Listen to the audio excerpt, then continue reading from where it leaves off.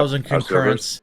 and saturated all of our data lines. Like basically hundreds of gigabits of data were saturated.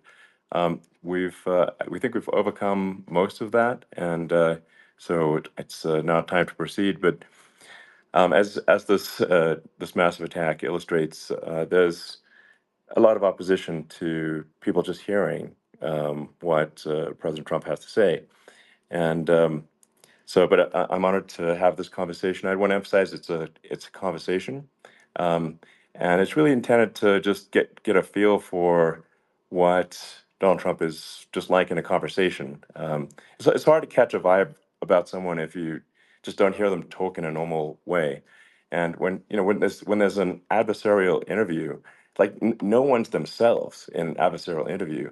Um, and this is really aimed at kind of open-minded, independent voters who just trying to make up their mind. Uh, and so you can understand like what is what is it just like to have a conversation. So um, honored Donald, great uh, to speak. We had a great conversation yesterday. As you mentioned yesterday, if we could just record that conversation and post it, it would have been excellent. And I hope we can have something like that today. Well, I think we will. I'm pretty sure we will. And congratulations, because I see you broke every record in the book with so many millions of people, and it's an honor. We view that as an honor. And then you do want silencing of certain voices. Usually, those are voices that have something to say that are constructive, oftentimes constructive. And Yeah. so we have to consider it an honor. But congratulations on breaking every record in the book tonight. That's great. Well, thank you. Um, well, I mean, maybe we could start off with, the assassination attempt, which was an incredible thing. And I have to say that, your actions after that assassination attempt were inspiring. Um, you instead of shying away from things, instead of ducking down, um, you were pumping your fist in the air and saying, "Fight, fight, fight!" And I think that's, I mean, the president of the United States represents America, and I think that is America. That is strength under fire, and so that's a big a part of the reason why I was excited to endorse you as the president of the United States for having another term here is that was just incredibly inspiring. But I mean, what was it like for you? Not pleasant, I have to Not be honest. pleasant. I said there Yeah. was blood. I had Being more shot is blood. not much fun. I didn't know I had that much blood. The doctors later told me that the ear is a place that is a very bloody place if you're going to get hit. But in this case, it was probably the best alternative you could even think about because it went at the right angle, and it was a hard hit. It was very, uh, I guess you would say surreal, but it wasn't surreal. I was telling somebody you have instances like this, or like a lot less than this, where you feel it's a surreal situation, and I never felt that way. I knew immediately that it was a bullet. I knew immediately that it was at the ear, Yeah. and because it hit very hard, but hit the ear. And I also heard people shout, "Bullets, bullets!" Get down, because I moved down pretty nicely, pretty quickly, and we had bullets flying right over my head after I went down. So I'm glad I went down. The bigger miracle was that I was looking in the exact direction of the shooter, and so it hit me at an angle that was far less destructive than any other angle. So that was the miracle. That was Yeah. for those Split people that second. don't believe in God. I think yeah, we got to all start thinking about that. You have to, I'm a believer now. I'm more of a believer, I think, and a lot of people have said that to me. A lot of great people have said that to me, actually. But it was amazing that I happened to be turned just at that perfect Yeah. angle, and all because I put down a chart on immigration that showed that the numbers were so great. I love that chart I even mean, more maybe now it's a than I sign. ever. Maybe Yeah, that's a sign, you know. it's an immigration sign. You But highlighted a serious issue, and yeah, at that moment, that's right. the bullet missed your, you know, hit your ear, but you know, missed your head. I mean, your, Well, you know, the yeah, amazing thing is that the sign, I said, bring down that sign on immigration. And it was literally about an eighth of a second where it would be good. And after that, it was going to yeah, be a disaster, no matter which way you were facing. But it just had that perfect angle, which was yeah, exactly at this shooter. Very sad situation. Such a sad situation. As you know, we lost somebody that was great, Corey, yeah, who, a firefighter, a great gentleman, a great trumper. He was just a fantastic family and a fantastic man. And a friend of mine came up, Elon, and said, "I'd like to give the family some kind of help." And I said, "All right, that's great." He said, "Do you mind?" I said, "I don't mind at all." And he wrote out a check for $1 million, gave it to the wife. And, you know, she said, "This is really nice, but I'd rather have my husband back," which is a nice thing for sure, somebody to say, to be honest. She's great. The family is great. And we raised a lot of yeah, money for them and for two other gentlemen are unbelievable people also. They were hit really badly. They thought they were not going to make it, and they did. The doctors in the Butler area, I tell you, they were incredible. They saved the two, and they were really hit tough, both of them yeah, equally. And we thought yeah, my first question was because I heard bullets flying over me. And I said, "How many people were killed?" Because we had a massive crowd there, a tremendous yeah, thousands and thousands of people, and there was no land. I mean, it was all people. So I said, "How many people have been killed?" Because I knew there were other shots being fired, sure, and they said, "We don't know yet, but some people have been badly hurt." And I have to give the Secret Service sniper, they call him, or sharpshooter, but sniper, yeah, because he didn't know there was a problem. He's an extraordinary shot, obviously, and he didn't know there was a problem. And he was yeah, able to pick it all out within 5 seconds. And he used one bullet from very far away, I guess probably about 400 yards.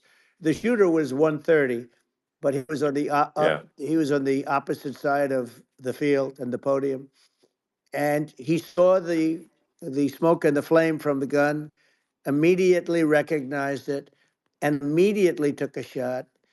And it was one perfect shot from very far away. And if he didn't do yeah, that, Elon, he would have.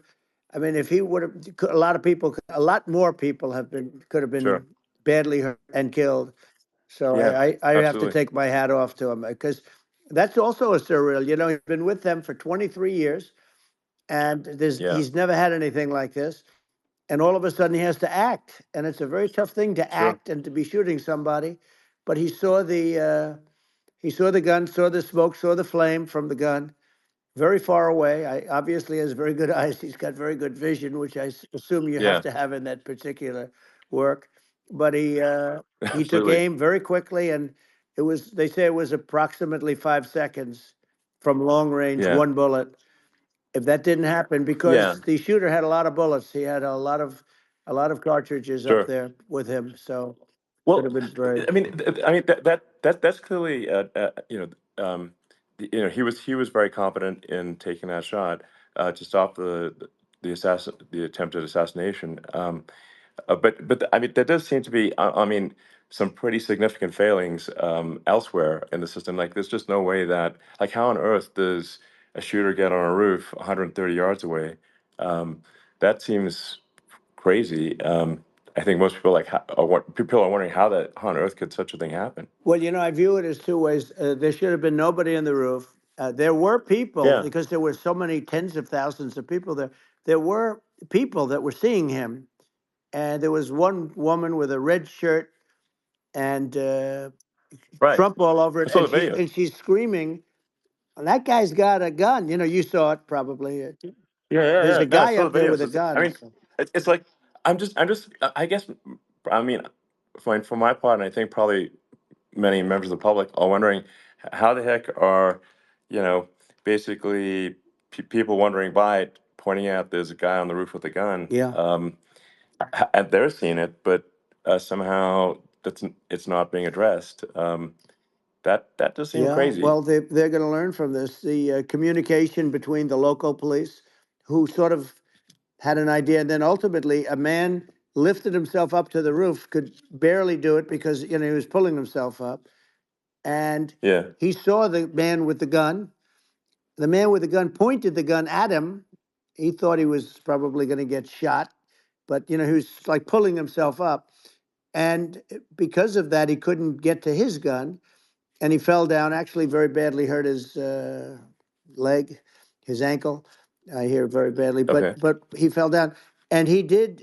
From what I understand, he did say there's a guy up there with a gun, and the shooting started very quickly after that. I think it forced the shooter to go maybe quicker. He was supposed to be a very good shot. Yeah, My sons, Don and Eric, they can't believe what happened, but they said from 130 yards, a bad shot would hit that target almost every time. They said it's like in golf, yeah, sinking a 2-foot putt. yeah.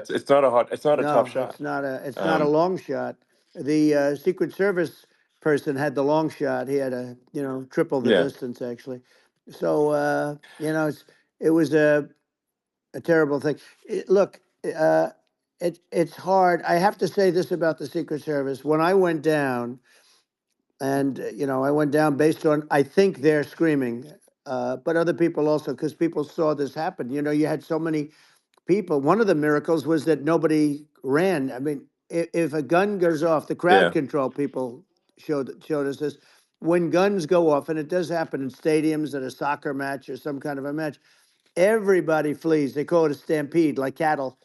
But everybody, and a lot of yeah. people get killed with those stampedes. We had Sure. more people than you'd have at some of these matches or these games, and nobody left. You had a small group behind us in the grandstand, and that was full. And you look at it as it was taking place, and normally they'd be running. They didn't leave. They saw that I was hurt. They saw a lot of blood, and they saw that I went down, and it's almost like they wanted to be with me. Well, out front, you had thousands, tens of thousands of people. As far as the eye could see, you had people in Butler, as far as the eye could see, and uh, Yeah, and a lot of press too. There were many cameras on watching this. It's what makes it so different, because normally things happen that aren't good, but you never have a picture of it. Here we have all these cameras shooting it, so yeah, sort of amazing. But one of the interesting things was that you didn't have anybody flee, you didn't have anybody stampede, sure. nobody. And there were some people behind me. They stood up and they're looking like, I mean, I'll tell you, Yeah, you yeah. want to have them in a foxhole with you. I want to meet some of those people, Sure, because sure. it's so different from what you heard. But so I was down, but the Secret Service Yeah, guys, there were bullets flying right over my head. You could hear them go whizzing, yeah, and these guys came jumping on top of me, and a young lady, Kate, uh, would jump. They moved so fast, and let me tell you, that took tremendous courage. Now there was a lack of coordination. There was, obviously everybody understands that somebody that building should have been covered, and yeah, yeah. I mean, that was I the think big that thing. like, I mean, looking at the aerial views, that building would be like the number one spot for a sniper. I mean, it's like the if you were to pick like what is the favorite place, what if you so if the goal is to assassinate, what's your favorite spot? That building, the You're roof of right. that building would be number one. That would have been the spot. It's like you can ask for a better No, location. It's like number no, that one. would have been the spot. Um, You know what people think yeah, is when the local policeman, who, by the way, he really he did what he was supposed to do. He couldn't hold on any longer. And then when he got yeah, his head just peeking above, this guy standing there with a gun at his head. And when he fell down, again, hurt his ankle very badly, but he was making the calls. But what happened is the firing took place very soon. So what they yeah, think is that this guy ran to his site, which he had all planned out with the gun. He ran to the site and he started shooting fast, and maybe that's why he sort of missed. I mean, he uh, yeah. But he as you got said, me, but he it would have could have hit. been If I it mean, could have been a much yeah. bigger problem. He- But he totally would have hit if you hadn't turned your head. So, like, there was it was a very near It thing. was a So miracle. If I hadn't um, turned my head, yeah, I would not be talking to you right now. As much as I like you, exactly. I would not. Yeah, I would well, not be talking to you. maybe talking to me from another realm, perhaps. Yeah, that's Um, right. We'd be talking from a so different place. But it was a it was a very terrible experience. The Butler Hospital, they did such a great job. The doctors were so good. Everybody was so good. There was a mistake. If somebody knew, because people were hearing that, there was just a bad feeling that there was somebody was around. You know that story now. It's been pretty yeah, well. yeah, And yeah, if somebody could have said, because they've oftentimes said, like there'd be a lightning storm or something. Because I've done, I think over 300. I think I did a lot more than that, but we did a lot. And oftentimes they'll say, "Sir, could you wait 10 minutes, please? Sir, could you wait 20 minutes? There's a storm overhead or lightning or something, right?" And yeah, that happens yeah, often. And this would have been a perfect time for that to have happened, but it yeah. didn't get coordinated. That was the problem. Well, it was your. I think your actions in the heat of fire, and like what I found admirable there was that you can't fake bravery under such circumstances. The courage is instinctual, or it is not.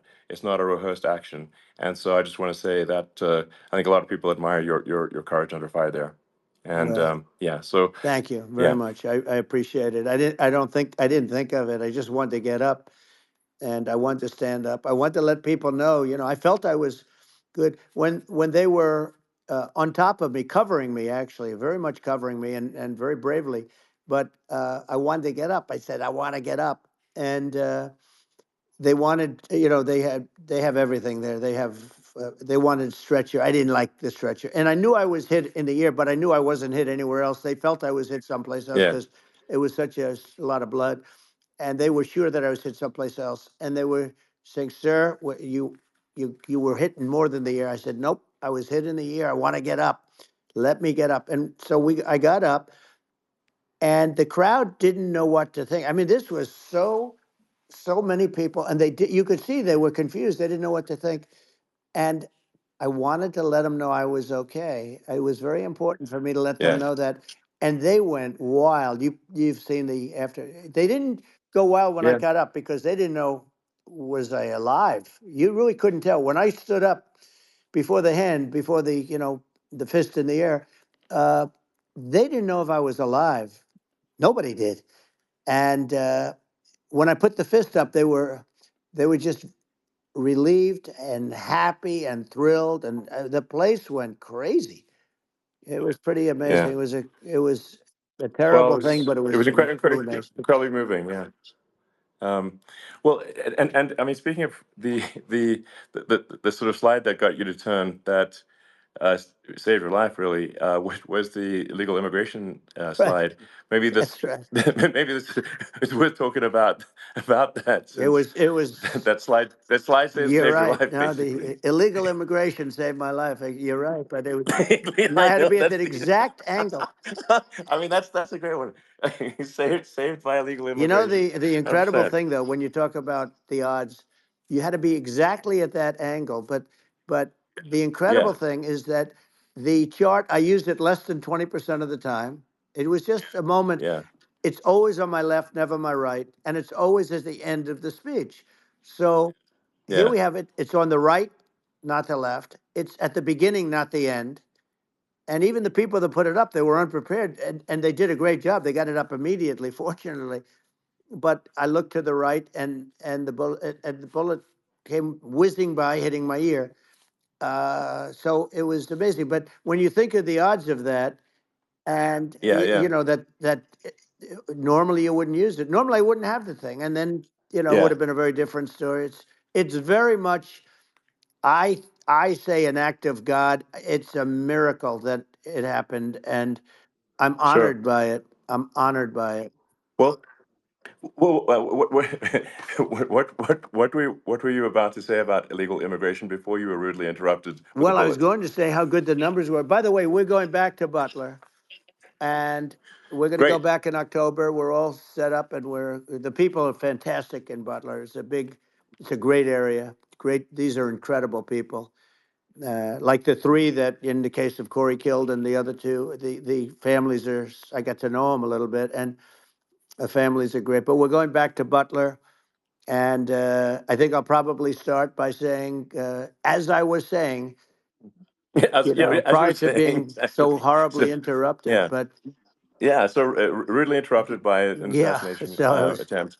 But no, but the chart, Some people have no manners. Elon, the chart was just a chart that in my last week we had the best illegal immigration numbers, meaning stopping.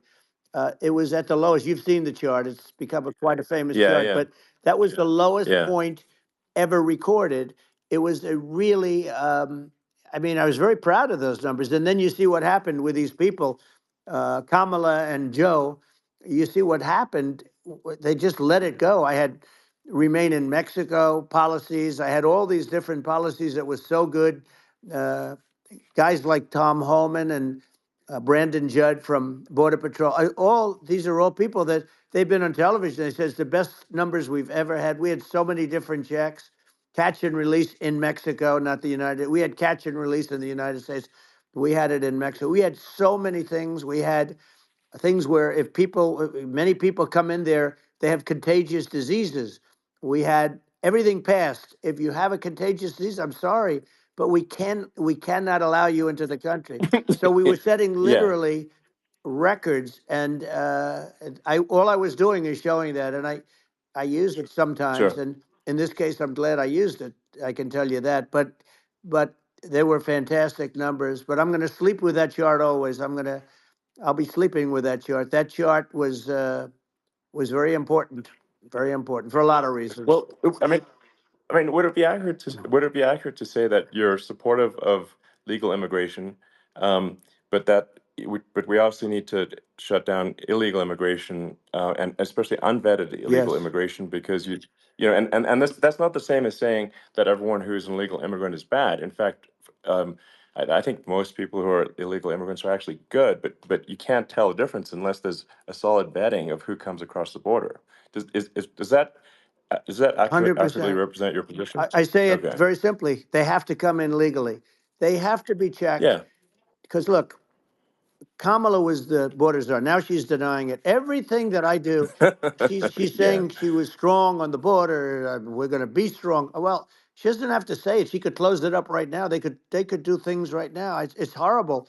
Uh, no tax on tips, and all of a sudden she's making a speech and there will be no tax on tips. I said that months ago. And by the way, they had just the opposite. They had not only tax on tips, but they hired 88,000 IRS agents, and many of them were assigned to go get waitresses and caddies and all of this on tips. They have a policy. They had a policy that they were really going to go after you and were really harassing people horribly. And then all of a sudden, for politics, she says, she comes out with what I said, which I think is terrible, and I think it's also hitting them very hard. These people are fake. Now they're also saying they did a good job on the border. We had the worst numbers in the history of the world, not of our country. There's never been a country in history that has had a catastrophe like this. We've had, I believe, and I think you believe this too. You hear 12 Yeah. million, 13. I believe it's over 20 million people came into our country, Yeah. many coming from jails, from prisons, from mental institutions, or a bigger version of that is Yeah. insane asylums, and many are terrorists. And I'll tell you what, they're coming not just from South America, they're coming from Africa, they're coming from all over the world. They're coming from Asia, they're Yeah. coming from the Middle East, they're coming from countries that are uh, stupidly and horribly bombing Israel October 7th. They're coming from all over the world. And you look at it's so sad October 7th because it should have never happened. Yeah. It's so sad when Sure. you look at Ukraine. It should have never happened. We have a defective Yeah. government. These are defective people, and they're not people that should be running it. But where you see it the best is the border, because you have millions of people coming in a month, and then she gets up and she tries to pretend like she's going to do something. She had 3.5 years. And by the way, they have another 5 months that they can do something, but they Yeah. won't do anything. It's all talk. She's No. incompetent and he's incompetent. And frankly, I think that she's more incompetent than he is. And that's saying something because he's not too good. Yeah. No. I think it is. essential to have a secure border. I mean, you're really not a country unless you have a Correct. secure border, and And uh, secure elections you too. know, yeah, absolutely secure elections, and so it's just essential to have a real border, or we can't function as a country, and our service, our central services are being overwhelmed in a lot of cities, um, and as we were talking about earlier, I think having a legal immigration process that is smooth and efficient and done well, and speaking as someone who is a legal immigrant, and I think I mean, like one way to think of it is, who do you want on your team? Um, who do you want on Team America? And I think we want to just say, okay, we want to let in people who are gonna, be great contributors to our society and to our economy, Right. and who do you want on the team? And it's not to say that, like in my opinion, actually, I'd say like probably most of the illegal immigrants actually are actually good, hardworking people. That's my opinion, but some are not, and you just have this sort of adverse selection process where, if somebody's if somebody's like a you know, uh, has a career in theft or robbery. I don't understand what's taken them so long to get here, because we're such a target-rich environment. Um, I mean, why aren't more people who have a career in, bad things coming here sooner? Because I mean, it's a piece of cake to go rob, houses in LA or New York, compared to other parts of the world. And in a lot of places in America, if you try to stop the person who's robbing you, you'll be arrested. Yeah. Yeah. So it's insane. It's right. I mean, what's happening with crime, and our police are so good, but they're not allowed to do their job. But I have to tell you, Elon, I They're hate not. to say it because it's such a downer to say it. I hate to say it. I hate it, but you have a lot of people that just shouldn't be. I think it's a much bigger number than you think. They're I allowing, think you're again, right. they're Yeah. allowing people from their jails. And if you were running one of these countries where they're coming from, you would have had all of them. As an example, Venezuela, their crime is down 72%. They're taking their drug dealers, they're taking, frankly, their prisoners, they're emptying out their prisons. They're taking their criminals, their murderers, their rapists, and they're Yeah. delivering them into But the. that's what Castro did. Yeah, That well, he did he, on a much smaller scale. yeah, It was a much smaller yeah. scale. But this is a massive scale because this is being done worldwide. But here's what's happening: crime all over the world is down. And wait till you see the numbers that we have. This is migrant crime. This is crime that's going to be. Yeah. And I saw it today in New York where somebody was knifed with raped the girlfriend of a man that stood there watching in New York in one of the shelters and started Sure. pulling out the knives, and bad things happen today. But this is happening every day. These are rough people. These are people that are in jail for Yeah. murder and all sorts of things, and they're releasing them into our country, and they're telling them, if you come back, we're going to kill you. We're going to give you the death penalty or kill you. So they don't want to come back. But these are rough people. Yeah. These are criminals that make our criminals look like nice people, and it's horrible what they're doing. And she's in charge of it because now she's trying to say she Sure. had nothing to do with it, and she's such a liar because she was called the border czar the first day, and it was on the headlines of every newspaper. She's the border czar, and she never even went there. She went to one location which had nothing to do with where the problem is. She went in and out, I Right. guess, because she was getting a lot of pressure, Yeah. but Yeah. had nothing to do where the problem Yeah. is. But she was Well. the Well. border czar, and the people Yeah. Yeah. can't allow them to get away with their disinformation campaign. Now she's trying to say that she wasn't. She wasn't really involved, and the whole thing is horrible. She was totally in charge. She could have shut the border down without him. He didn't know what he was doing anyway, so he wouldn't have even known Yeah. what happened. You could shut the border down; he wouldn't Yeah. even know the difference. But uh, the fact is that she was border czar. But if you don't have to call her Yes. that, the fact is you could just call her. She was in charge of the border, and the border was the worst Right. ever. It's simply not working. No, It's, it's I mean, horrible. whether it's by whether it's a question of, of intention or competence. Either way, we don't have a secure border, and we have people streaming over like it looks like a World War Z zombie apocalypse at times. And sometimes you got to sort of wonder, like, is it real or not? So because you see things, you're like, is it real? So I went to the border at Eagle Pass, and I saw for myself in Texas, and I was like, okay, it's real. I'm like seeing this in real time. I actually posted the video like just live. I just flew there one day and just to see, hey, is this made up or real? And I'm just seeing people stream across the border, and I have to say, at least the people that I saw did not look friendly. So These are people people. can look at my video and say, hey, Yeah. does these people look friendly? I don't look super friendly. So These are people that um, Elon would not be the same man if he had to walk across the street and look these people in the eye. These are rough people. These are really rough people coming across. And I know rough people. And these are people that we don't want in our country. And the caravans are coming in and they're putting and who's doing this are the heads of the countries. And you would be doing yeah, it, and so would I. And everyone would say, oh, what a terrible thing to say. The fact is, it's brilliant for them because they're taking all of their bad people, really bad people. And I hate to say this, the reason the numbers are much bigger than you would think is they're also taking their non-productive people. Now, these aren't people that will kill you. We have enough of them, but these are people that are non-productive. They are just not productive. I mean, for whatever reason, they're not yeah. workers or they don't want to work or whatever.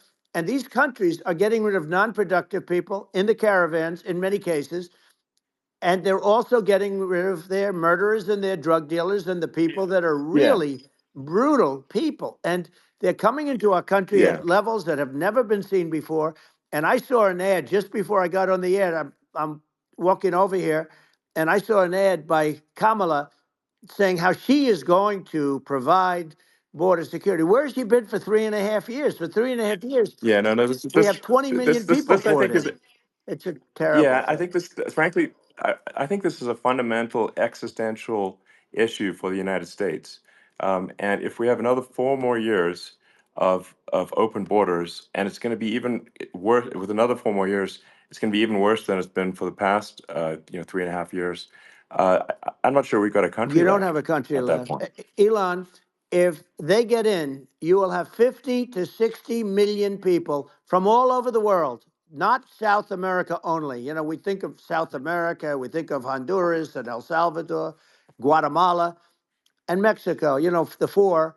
But it's not that. It's everywhere. They're coming in from Yeah, everywhere. And I had to stay in Yeah, I think Mexico. this is a super important Yeah. point. Like people, it's like basically when I went down there, I was like, well, where are people from? It's like almost no one was from Mexico, to be No, clear. Mexico It's less, it's just it's just less it's than just the the others. border. It's just the border with Mexico, but the people coming in, it's Earth, the rest of Earth, and America is only about 4 or 5% of the population of Earth. It would only take a few percent of the rest of Earth to overwhelm everything in the We're U.S. already So overwhelmed, Elon. We're overwhelmed. You had to see the news tonight about New York. New York, and I love that place, and what they're doing to it is horrible, what they're doing to it. And all the courts do is they yeah. try and focus on Trump. Okay, let's focus on Trump, who did nothing wrong. I complain about a rigged election. Elon, what's happened is unbelievable. You have from Africa, from the Congo, they're coming from the Congo, and 22 people came in from the Congo recently, and they're murderers, and they're dropped. They drop them. They take them out of jails, which is very expensive, to maintain the jails. Although they don't do too much maintaining, I can tell you. But they take them out of jails, prisons. They take them out and they bring them to the United States. They deposit them in the United States and say, "Don't ever come back, or you're going to be executed." And they don't want to come back, but they won't come back. Sure. But they're coming from Africa. They're coming from Asia. They're coming from the Middle East. They're coming from South Well, America. just They're Earth, coming from rest of Earth, everywhere. basically. And there are a lot of Yeah, really everywhere on bad Earth. ones. It's just a, it's just an everywhere on Earth thing, and it's just not possible for the United States to absorb, everyone from Earth, or even a few percent of the rest of Earth. It's just not possible. Well, So Elon, we're going to uh, have just to that's just to yeah, finish this up. We're going to have the largest deportation in history of this country, and we have no choice. Otherwise, we're going to have a country. What they've done to our country. Think of it, with in Venezuela and in some of these other countries. Crime is down 50, 60, 70, 80%.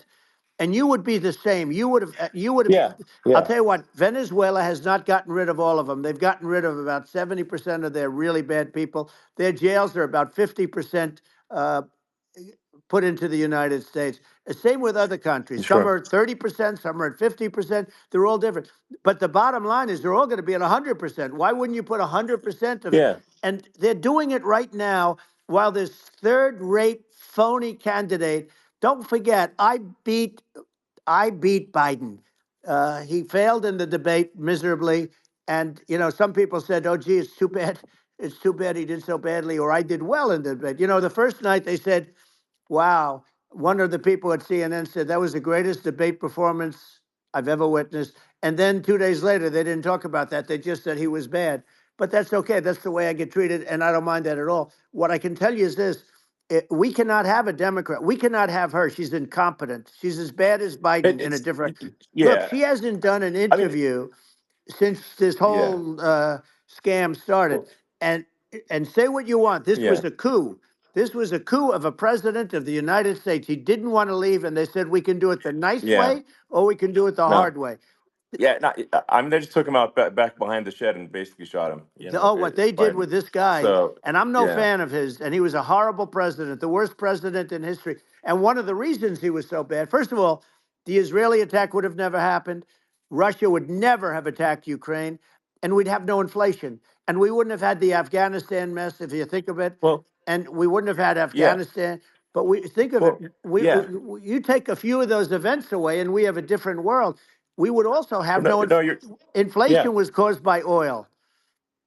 Yeah, no, no. I think you're making an excellent point here, which is that when other countries can, that are, are thinking about invading or doing bad things, when they're thinking about that, they're thinking about, okay, what's the American president going to do, and do they fear the American president, or is there someone they do not respect or and do not fear? And I think they would they rightfully be. I mean, look at the footage of the assassination. They're like, okay, you know, uh, President Trump is like, don't mess with me. I mean, that's like, whereas I think people are not going to be, and they obviously have not been at all intimidated by Biden, and they certainly will not be intimidated by Kamala. And you have to really think of that in the context of global security. That if the American president is someone that like evil dictators are scared of, that makes a huge difference to the security of the world. So I had a good relationship with Putin, despite the Russia hoax that lasted for over 2 years. Just a hoax created by Hillary Clinton and Adam Shifty Schiff, some just bad people, just sick people, frankly. I mean, Schiff is a sick person. He's going to end up probably being a senator. It's hard to believe. The whole thing is hard to believe. But, they put our country in danger with that stuff, too. They actually, when they make up stories, and you have to fight your way out of it for a long time. But I know Putin very well. I got along with him very well. He respected me, and it's just one of those things. And we would talk a lot about Ukraine. It was the apple of his eye. But I said, don't ever do it. Don't ever do it. I shut down Nord Stream 2. That was the big oil pipeline, the biggest, I think, the biggest pipeline in the world going all over Europe. I shut it down.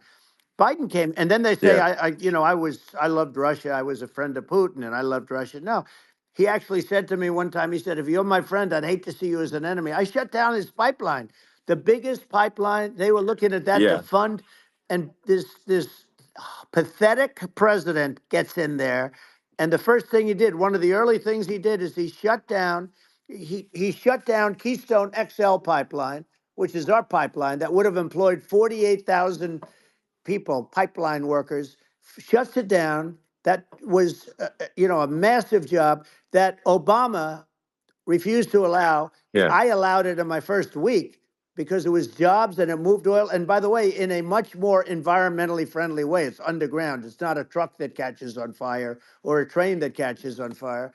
But think of it. He shut down the uh, XL pipeline, the Keystone XL pipeline. He yeah. shuts that down and he approves the Russian pipeline, Yeah, it doesn't make any right? sense.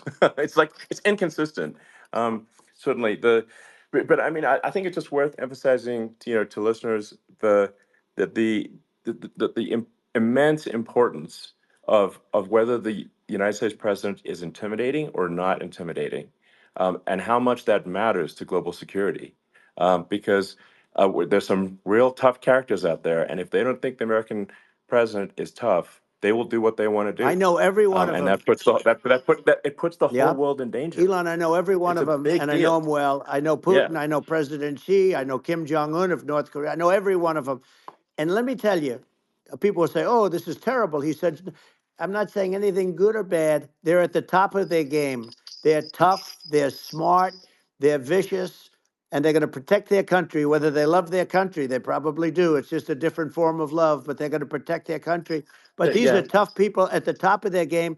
And when they see a Kamala or when they see Biden, Sleepy Joe, they can't even yeah, believe it. They can't believe this happened.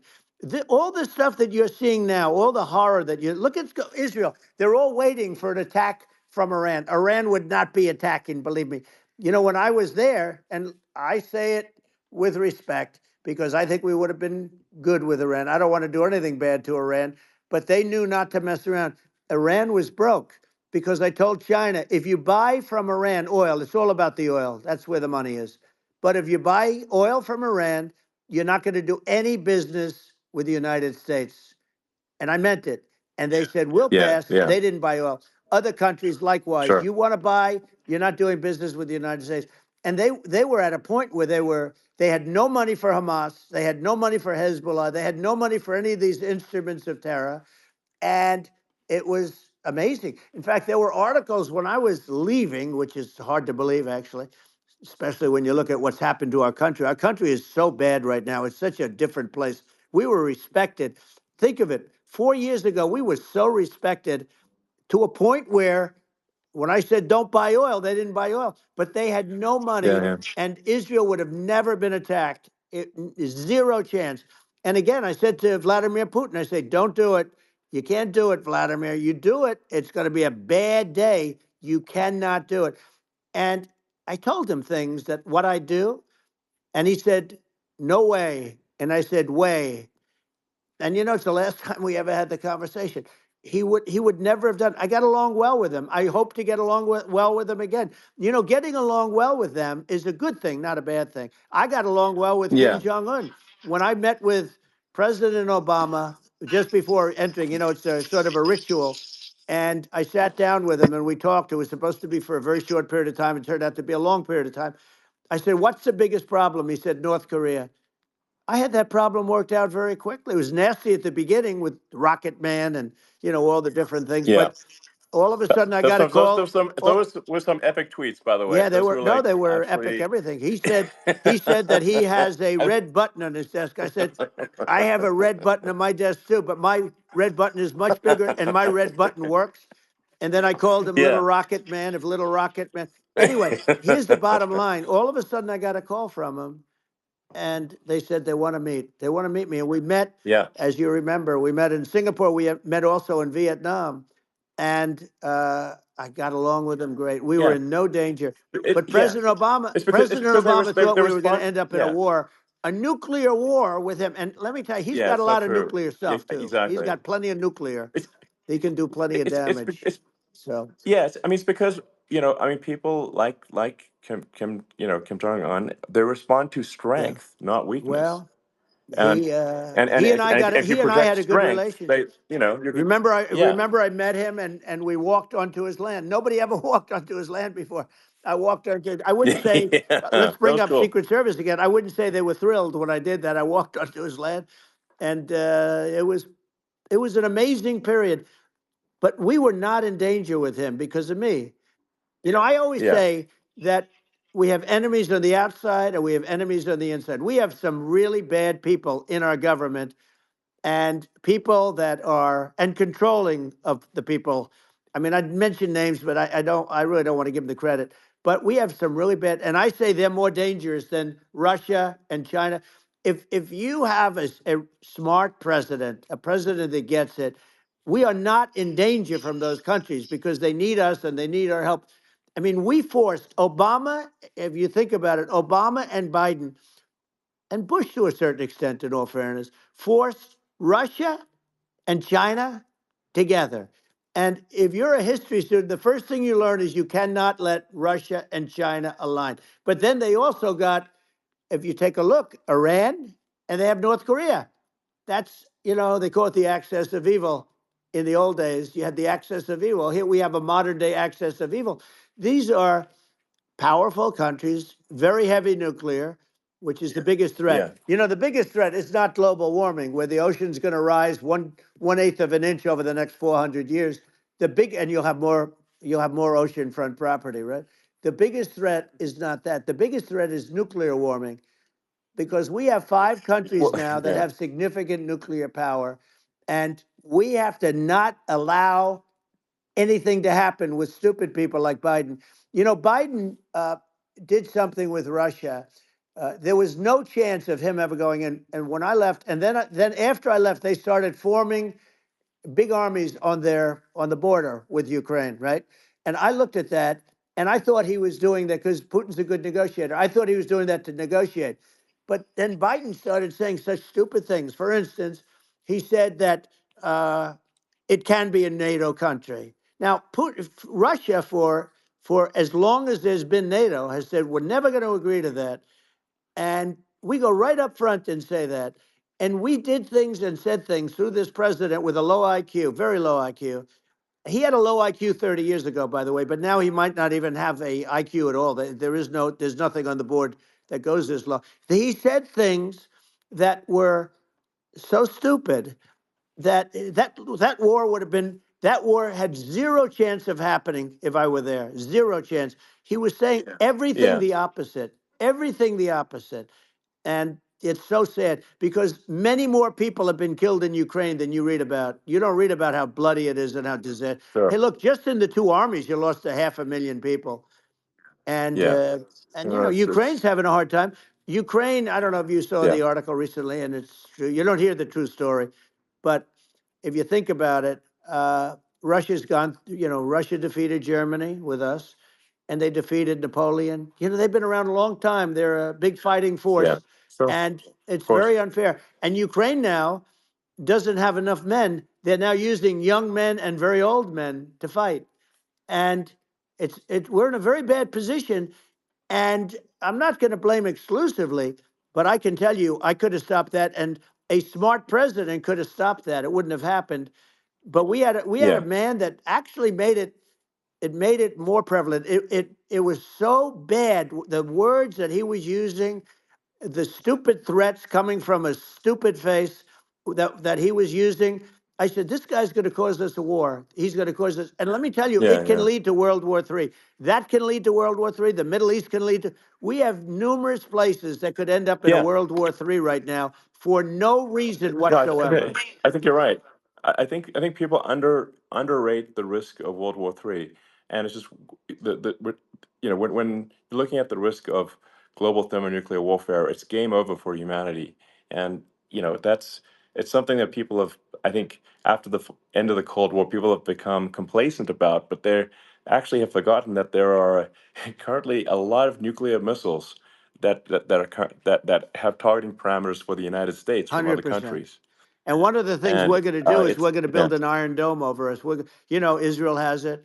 We're going to have the best iron dome in the world. We need it, and we're going to make it all in the United States. But we're going to have protection, because it just takes one maniac to start something. We're going to have protection, and we're going to have. Why shouldn't we have an iron dome? Israel has one.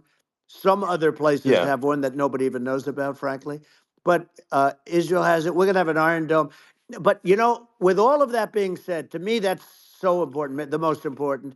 But with all of that being said, the election's coming up, and the people want to hear about the economy and the fact that they absolutely, sure. can't buy groceries because they don't have enough money to buy groceries. The inflation has killed them. Food prices are up 50, 60, even 100% in some cases.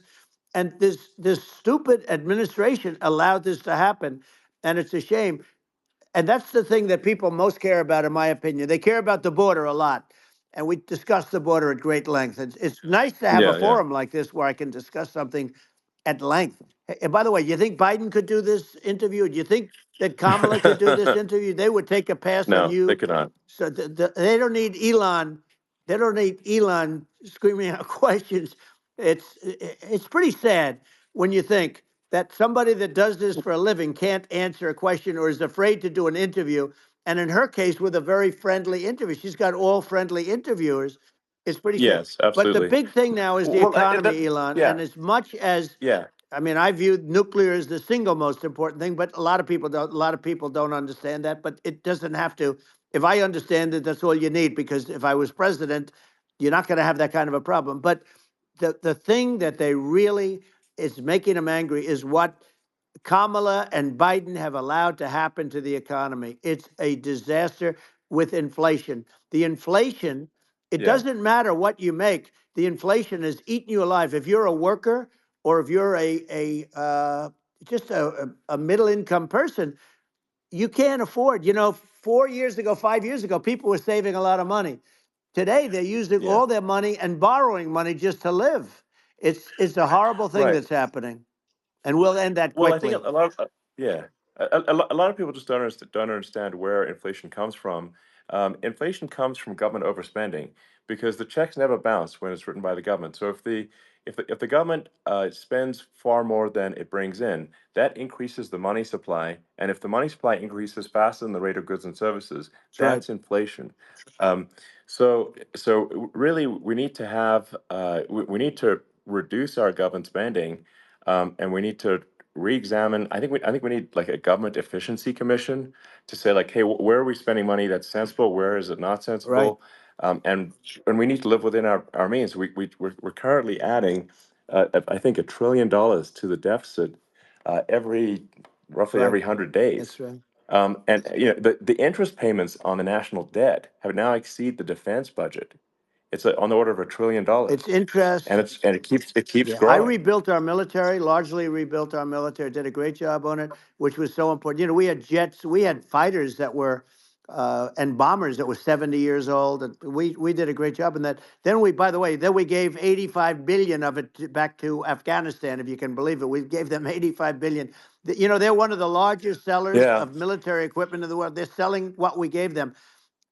That was one of the most embarrassing days in the history of our country. But if you think about, let's go back to the economy. We have to bring energy yeah, prices down. Energy started at the price of gasoline. Now your cars don't require too much gasoline, so you have a good, and you do make a great product. I have to say, I have to be honest with you. thank That you. doesn't mean everybody should have an electric car, but these are minor details. But your product is incredible. But the Thank you. gasoline, Elon, is the cost of energy. Not only gasoline, it's the cost of heating your house and cooling your house. That has Sure. to come down. It's gone up 100%, 150, and 200%, and that has to come down. When that comes down, and we're going to Yeah, drill, baby, drill. They stopped drilling, and then they went back to drilling because they went back to the Trump policy. But if they won the day after they get into office, this country will go out of business because they're going to go to an energy policy that's not sustainable. Wind and different things. You're not going to have anything. yeah, And I know you're a big fan of the AI, and I have to say yeah, that AI, and this is shocking to me, but AI requires twice the energy that the country already produces for everything. So you're going to have to build. We're going to have to build a lot of energy if our country will be competitive with China, because that's our primary competitor for this on the AI. You're going sure. to need a lot of Well, I mean, electricity. You're going to need tremendous yeah, electricity, like almost double what we produce now for the whole country, if you can believe it. sure. Well, just going, back to this, like this basic thing, which that people try to make it sound complicated, but it's not. But inflation is caused by government Right. overspending. Would you agree that we need to take a look at government Yes. spending and have perhaps a government efficiency commission that just tries to make the spending sensible and so the country lives within its means, just like a The person does. waste is incredible, and nobody It negotiates is. prices. You used to have a lot of people making jets, and you end up with two companies, and they'll probably try and merge at some point. I mean, I went through it like Air Force, just a thing like Air Force One. One of the first documents they asked me to sign, a general said, "Sir, would you please sign this document?" And what is it? Air Force One. That's with Boeing. which is basically two planes, two 747s, and the price was Yeah. $5.7 billion for two planes. Now they're Wow. highly sophisticated. That's They're insane. even nicer than your plane, okay? But much more sophisticated. They're very. I won't say what's on it, but they got a lot of stuff on it. Anyway, but it's Sure. 5.7. I That's a crazy It's a number. crazy number, but I said, I'm not going to pay 5.7. I'm not going to do it. I said, who made the deal? Obama and his people. I said, well, then I know the deal's no good. I'm not going to do it. And over a course of about 4 weeks, by my saying I'm not going to do it, I got the price reduced by $1.6 billion for the exact same plane, other than we had a nicer paint job, if you want to know the truth. But for the exact same plane, I saved one. And I said to Boeing, man, you guys must make a lot of money if you can reduce the price by that. But now what I do hear is that they're going back to the Biden administration and wanting big cost overruns, because they see these dopey suckers in there and they'll end up getting some of the money back. But I shaved it by $1.6 billion for the exact same plane. And you can now take that and multiply that out times thousands of other Exactly. items. And Multiply it by yeah, a the zillion, numbers are and yeah, yeah. astronomical. I agree with you. Well, I mean, if so, I think it would be great to just have a government efficiency commission that takes a look at these things and just ensures that the taxpayer money, the taxpayers' hard-earned money, is spent in a good way. I'd be happy to help out on such a commission I'd love if it. it were formed. Well, you're the greatest cutter. I mean, I look at what you do. You walk in and you just say, "You want to quit?" They go on Yeah. strike. I won't mention the name of the company, but they go on strike, and you say, "That's okay. You're all gone. You're all gone." So every one of you is gone, and you are the greatest. You would be very good. Oh, you would love it. But if you look at Argentina. Well, I'd be happy to Yeah, by help the way, out. congratulations. I Yeah. just looked at the number of people that are listening to you and I chat. We'll call it a chat. But Yeah. congratulations. This is very good. I mean, it's great. And you're an interesting character.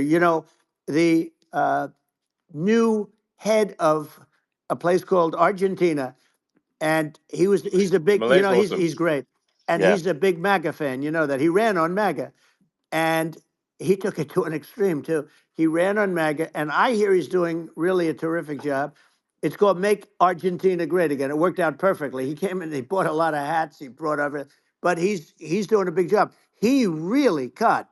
And I'm hearing Yeah. they're starting to do pretty well. Inflation's getting down. They had like Yes, exactly. 2,000%. They had inflation like not normal inflation. They had the real deal. But we're going to Yeah. have that pretty soon. We have, I think we Yeah. have the worst inflation we've had in 100 years. They say it's 48 years. I don't believe it. I think we have the worst. They Yeah. don't include a lot of the items that should be included. You know. Yeah.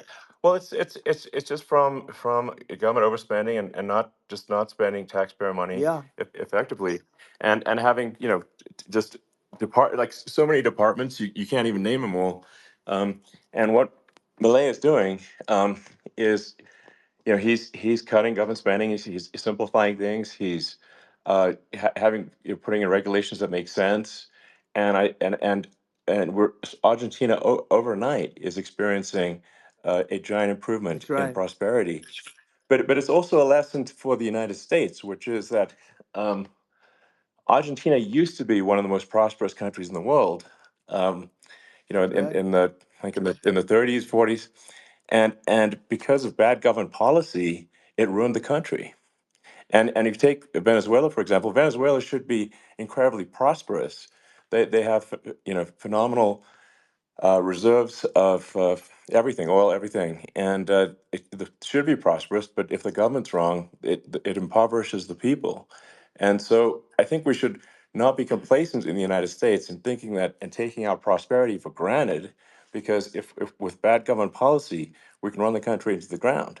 And that's just something people should bear in mind. Don't take prosperity for granted. Well, think of education. So we're ranked at the bottom of every list of the top 40. We're ranked number 40, number 38. Uh, Norway, Switzerland, Sweden, different countries are ranked good. Actually, China's pretty close to the top. They're a top 6 or 7, but we're ranked at the bottom, almost at the bottom, 38, 39, 40. In other words, horrible. And yet we spend more per pupil than any other country in the world. So we spend more. And what I'm going to do, one of the first acts, and this is where I need an Elon Musk, I need somebody that has a lot of strength and courage and smarts. I want to close up Department of Education, move education back to the states, Yeah, where states like Iowa, where states like Idaho, not every state will do great, because states that basically aren't doing good now. You look at Gavin Newsom, the governor of California.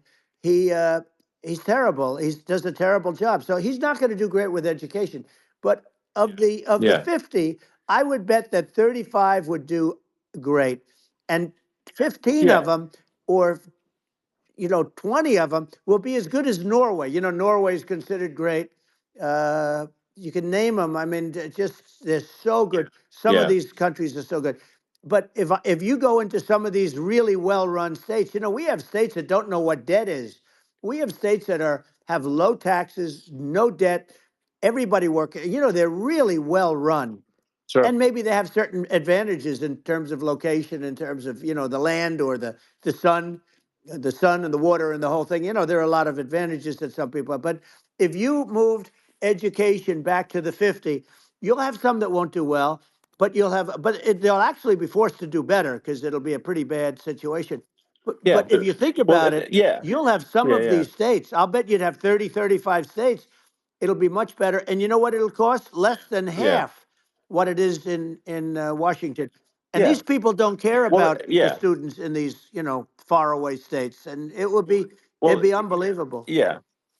I think you're making a good point in that if the states have to if each individual if each state has to compete against other states, then people will That's naturally right. move to states where it's better. Well, like Um, California, as we said, it's a badly run state. I could go through. I got so many friends that are in those states, even if they're Democrats. I hate to mention certain states, but Illinois is badly run with Pritzker. He's a real loser. But yeah, but some of these places are just badly run. But it's almost going to force them to run better, and they won't do a good at initially. But you're not going to do worse than you're doing right now.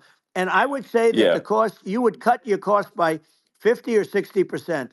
And you'd have a little yeah, yeah, monitor. You want to make sure they're teaching English as an example. Give us a yeah. little English, right?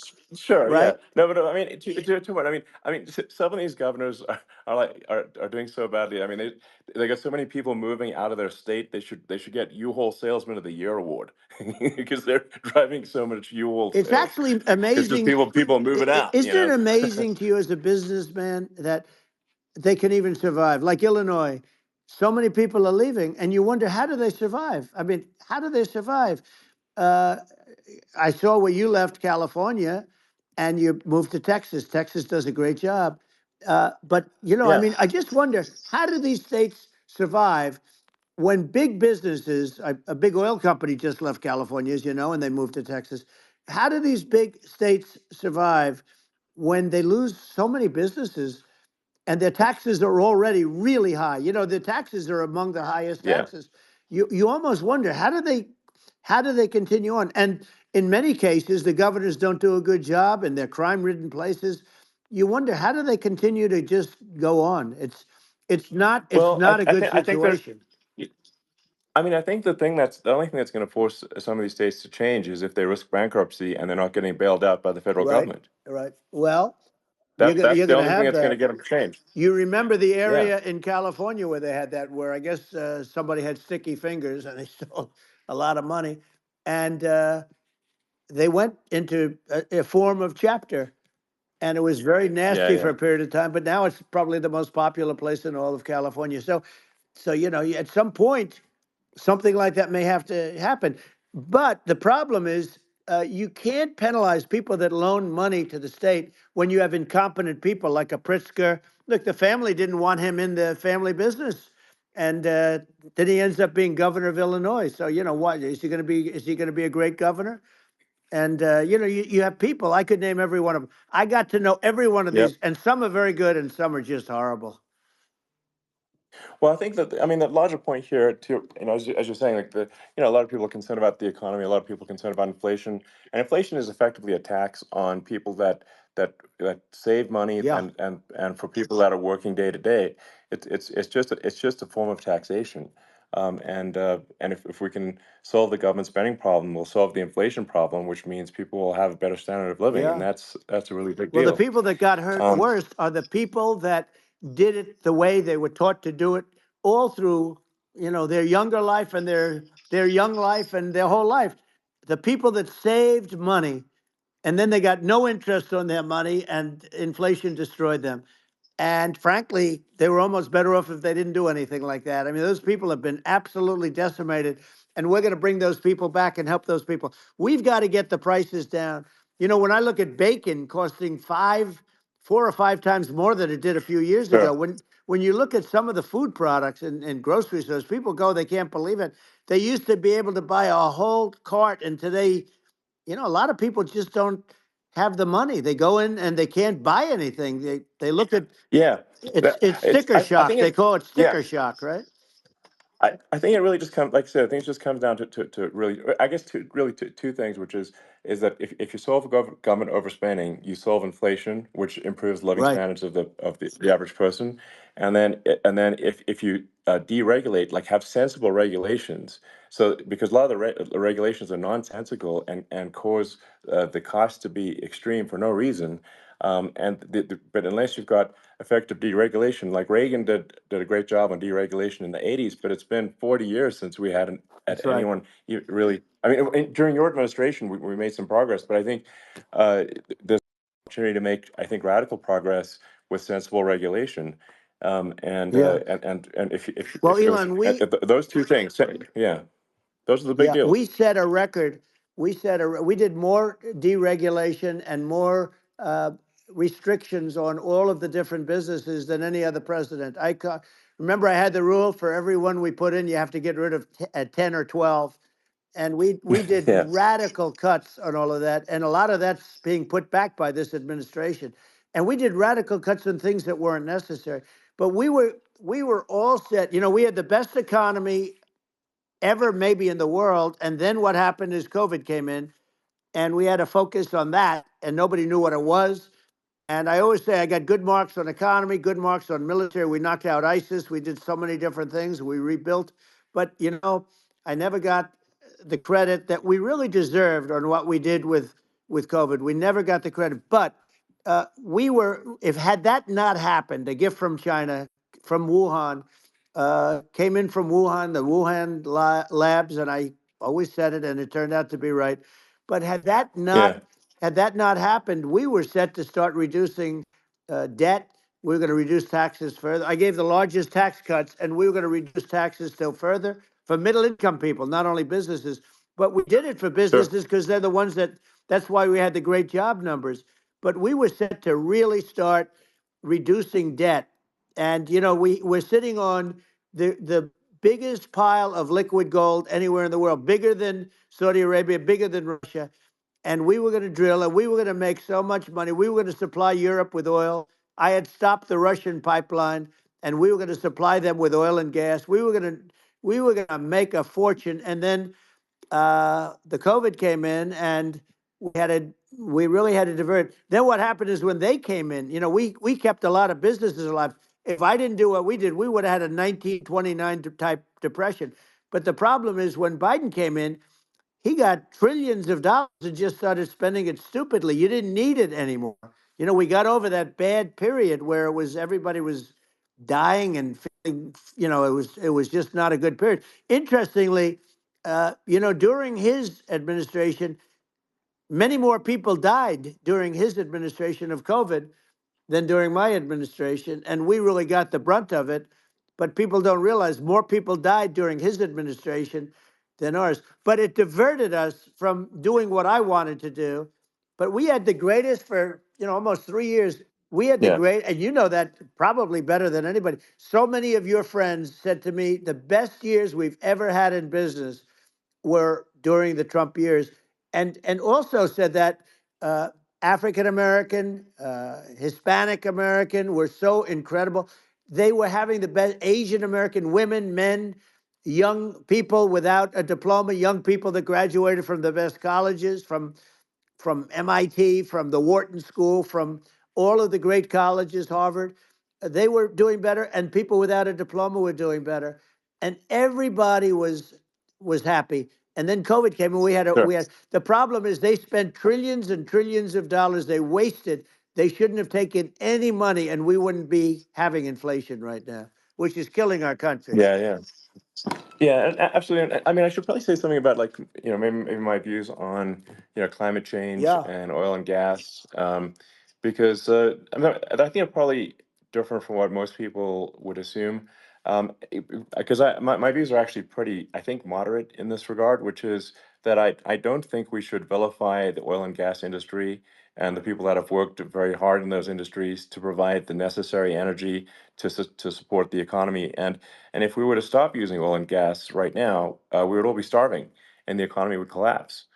So I don't think it's right to sort of vilify the oil and gas industry, and I, the world has a certain demand for oil and gas, and it's probably better if the United States provides that than some other sure. countries, and it would help with prosperity in the U.S. And at the same time, obviously, my view is like we do over time want to move to a sustainable energy economy, because eventually you do run out of. I mean, you run out of oil and gas. It's not there for. It's not infinite. Um, and there is some risk. I think the risk is not as high as a lot of people say it is with respect to global warming. But I think if you just keep increasing the parts per million in the atmosphere long enough, eventually it actually simply gets uncomfortable to breathe. People don't realize this. If you go past 1,000 parts per million of CO2, you start getting headaches and nausea. And so we're now in the sort of 400 range. We're adding, I think, about roughly 2 parts per million per year. So I mean, it still gives us. So what it means is like we still have quite a bit of time, but so there's not like we don't need to rush, and we don't need to like stop farmers from farming, or you know uh, prevent people from having steaks or Right, basic stuff like right. that. Like you can leave the farmers alone, I agree. in How my opinion. crazy is that? Where I mean, you have farmers that are not allowed to farm anymore and have to get rid of their cattle, and the whole world is yeah, a that's little silly. crazy. But it's largely taken its lead from us.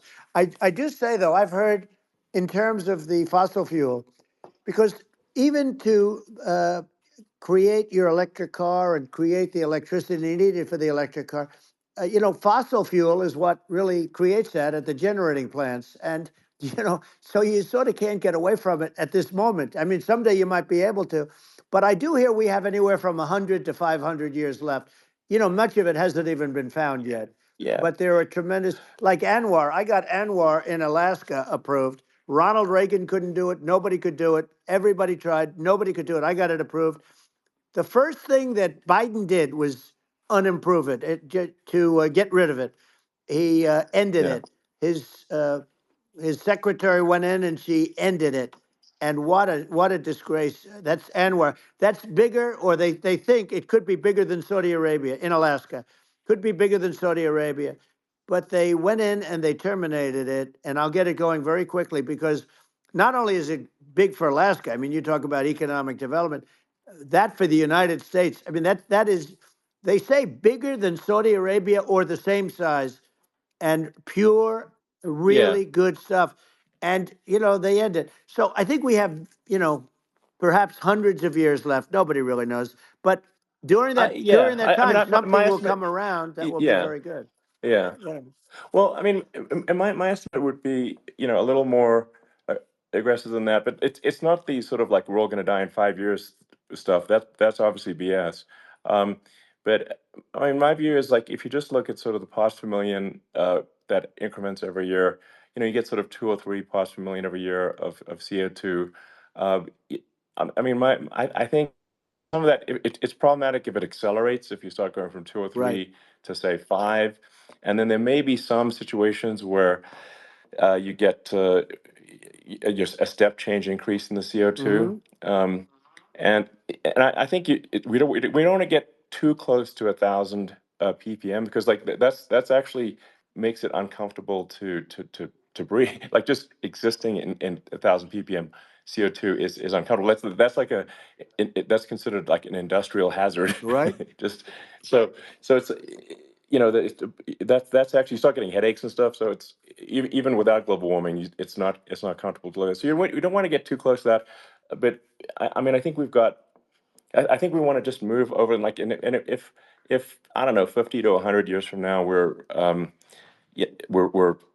I don't know, mostly sustainable. I think that'll probably be okay. Um, so it's not like the house is on fire immediately, but I think it is something we need to move towards.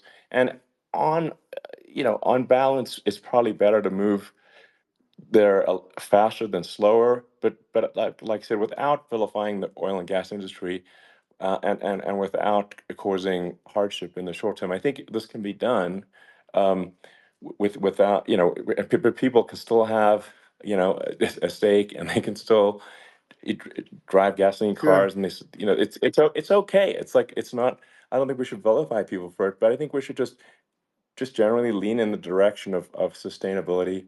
And I actually think solar is going to be a majority of Earth's energy generation in the future, and it's certainly trending that way.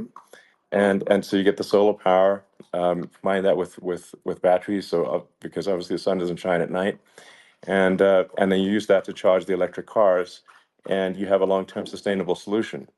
And that's what Tesla's trying to move things towards, and I think we've made a lot of progress in that regard.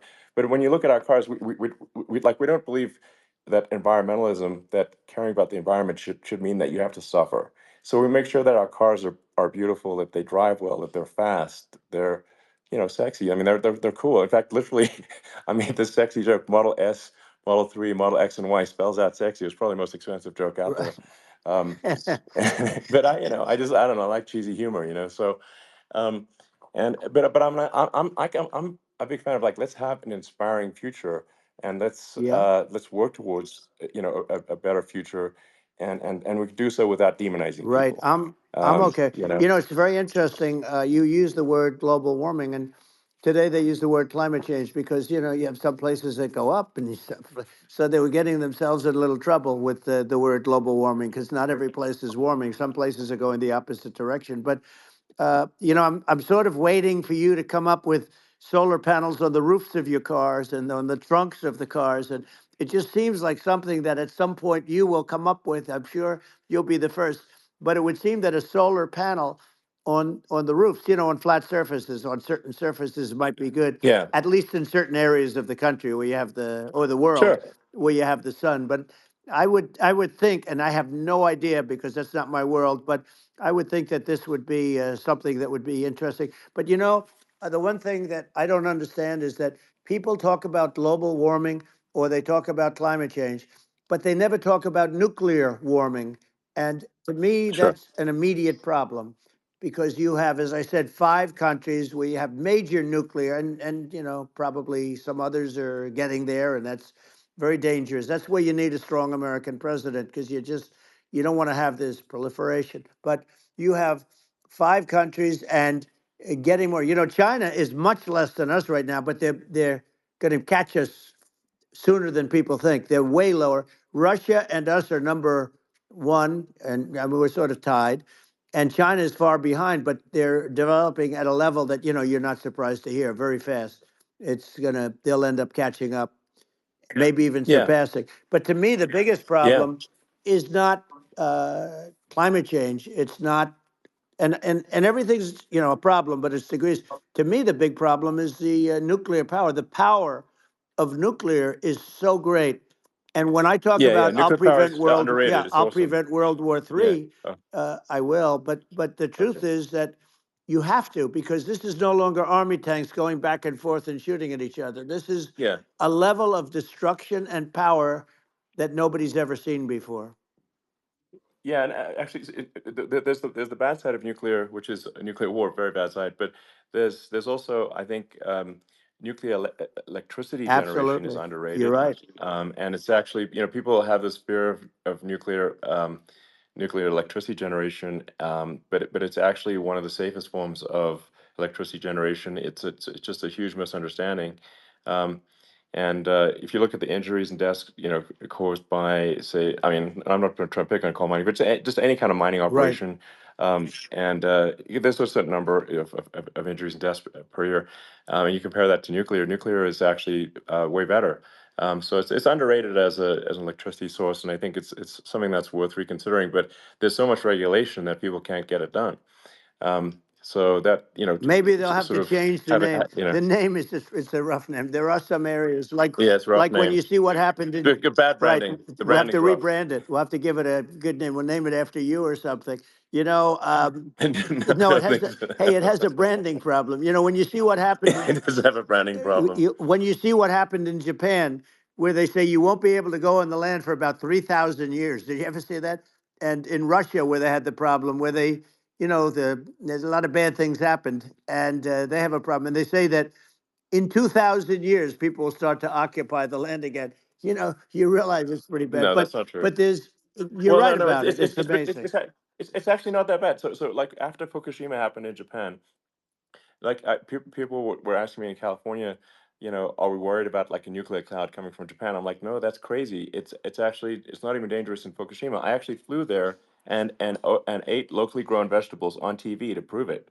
Um, and and I donated a solar water treatment, yeah, a solar powered system for a water treatment plant, and Yeah, but you haven't because the been danger feeling is so just well lately, and I'm worried about no, it. no, but I mean, I'm it's just only kidding. it's I'm only fine, kidding. It's like Hiroshima and Nagasaki were bombed, but now they're like full cities again. So Right. it's Well, that's clearly great. not That's great. something that That's um, great. so it's not as scary as people think, basically. But Yeah. um, let's see. I mean, are there some other topics we should touch on? Oh, like lawfare. I think Well, we need to be eh, concerned about. what they've done to Um, this country. obviously, Yeah. yeah. Well, we just won the big I mean, case in Florida. This was a Biden administration did something that's never been done in this country, and that's go after their political opponent, me, with this nonsense and just nonsense. And the big case in Florida we won, but they always pick a judge and a jury, and they use the local DAs, they use the local uh, attorney generals, like Fani, Fani, spelled yeah, Fani, Fani, and it's yeah, all a big hoax, and it's all run from there. Like in Manhattan, the one of the top people from the Justice Department went in, ran Manhattan, ran the state. The Letitia James deal was run by a person from the Department of Justice, Biden. They've never done this before, sure, and they set up a very bad precedent. It's called lawfare, warfare. yeah, It's a terrible thing, and never happened in our country. It does happen in banana republics and third world countries, but it's never yeah, happened. And the incredible thing is it actually drove my numbers up because people see, fortunately I have a platform like you, or in all fairness, like a conversation like this, where I can talk about it and people understand. I mean, you fight for election integrity and you end up getting indicted because you're fighting for election integrity. And when the day comes that you can't fight for election integrity, you don't have a country anymore. So what yeah, happens is they went after their political opponent, me. Now Biden's, close to vegetable stage, in my opinion. Okay, I looked at him today on the beach, and I said, why would anybody allow him? The guy could barely walk. Why would anybody allow him? Does yeah, he have a political advisor that thinks this looks good? He thinks this looks good because it looks so bad, and it's ridiculous. I mean, and he's been doing right, that right, for a long time. He can't lift the chair. The chair weighs about 3 ounces. It's meant for children and old people to lift, and he can't yeah. lift it. The whole thing is Well, crazy. he's clearly not, I mean, he's clearly like we just don't have a president right You now. don't That's have a just obviously president, the and case. she's going to be worse than him Um, because she is a San Francisco liberal who destroyed San Francisco, and then as attorney general, she destroyed California. You talk about location, and we're talking about the sun and the water and all. There's nothing better than California. She has destroyed that. She was the original DA. She was the original in San Francisco. She was the original attorney general in California. What she has done to California is, well, you know better than I do. You just left California for a lot of those reasons. And what she's done with crime, with with cashless bail, where you kill somebody. I mean, we have states now you kill somebody and they let you out right away. I mean, you don't have to even put up, and then they never find the people unless they kill again, and then they let them out again. our Yeah. country is becoming a very dangerous place. And she is a radical left San Francisco liberal. And now she's trying to protect. Now she's looking like she wants to be more Trump than Trump, if that's possible. I don't think it's possible, but she wants to be more Trump than Well, Trump. yeah. I want a wall. I I want, think that's you know, she yeah. wants to release all the Yeah. prisoners that are in detention, and some of these guys are really bad. Right. That just came Yeah, I out just saw today. that. She Yeah. doesn't want to build the wall, even though the walls work. Walls and wheels. You know, in your business, everything you do is obsolete. Almost, well, not the tunnels, but everything is obsolete. Even your rocket ships, they're like a month later, they're obsolete. You find a better way to. The only thing that's not obsolete is a wall and a wheel. And the wall, you know, I built hundreds of miles of wall, and that's why we had such good numbers. I was going to add Yeah. 200 miles. We bought it. We could have flipped it up in 3 weeks, and they sold it for 5 cents on the dollar. That meant I said, "Wow, that means that they actually do want to have open borders." She wants to have open borders, and now she's going like she's tough on the border. It's such a lie. Yeah, this is simply not true. Yeah, This is simply no, not and true. everybody Yeah, knows it's it's simply not not true. true. It's a disgrace that she can Yeah. say it. No, I mean, obviously, what's happening sort of overnight is they're rewriting history and making Kamala sound like a moderate when in fact she is far left, like far Worse left. than Bernie Um, Sanders. She is considered more yeah, liberal by far than Bernie Sanders. She's a radical left lunatic. And if she's going to be our president, very quickly, you're not going to have a country anymore. And she'll go back to all of yeah, the things that she believes in. She believes in defunding the police. She believes in no fracking, zero. You don't. Now all of a yeah, sudden she's yeah, saying, "No, I will. I really want to see fracking." If they got in, the day she got in, she'll end fracking. And by the way, if people didn't think that, the lunatics that really believe in that, they won't vote for her. You know. Like like the yeah, Palestinians and Israel. She is so anti-Israel, and she's bad for both. Biden actually did something that was impossible. Both sides hate him. You know, both sides. That was a hard yeah. thing to do. Unification. Yeah, no, no. I mean, Netanyahu came to give a talk to a joint Senate and House sitting, and I was there, and Kamala stood him up. What does that say? I think Um, it's highly that's disrespectful. And I say, if you're a Jewish person or if you believe in Israel, if you're a person that, you know, is a very pro-Israel, if you vote for her, it's worse than Biden. And Biden was bad. But if you vote for her, you ought to have your head examined.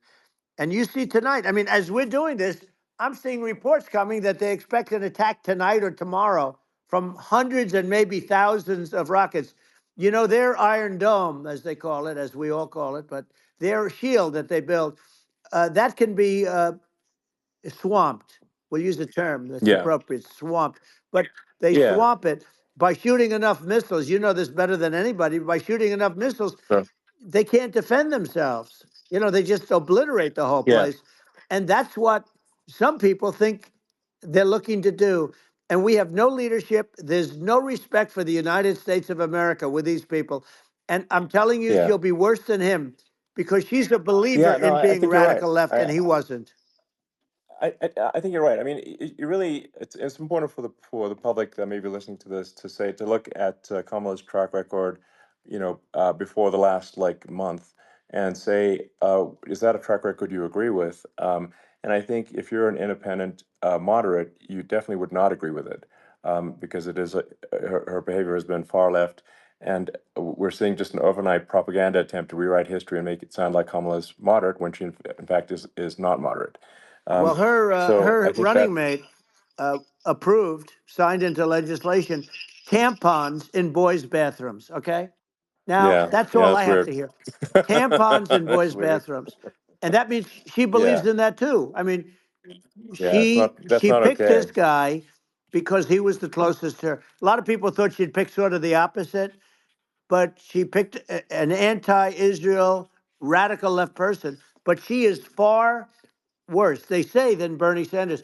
If we have her as a president, if we have a Democrat at this moment as the president, I don't think our country can survive.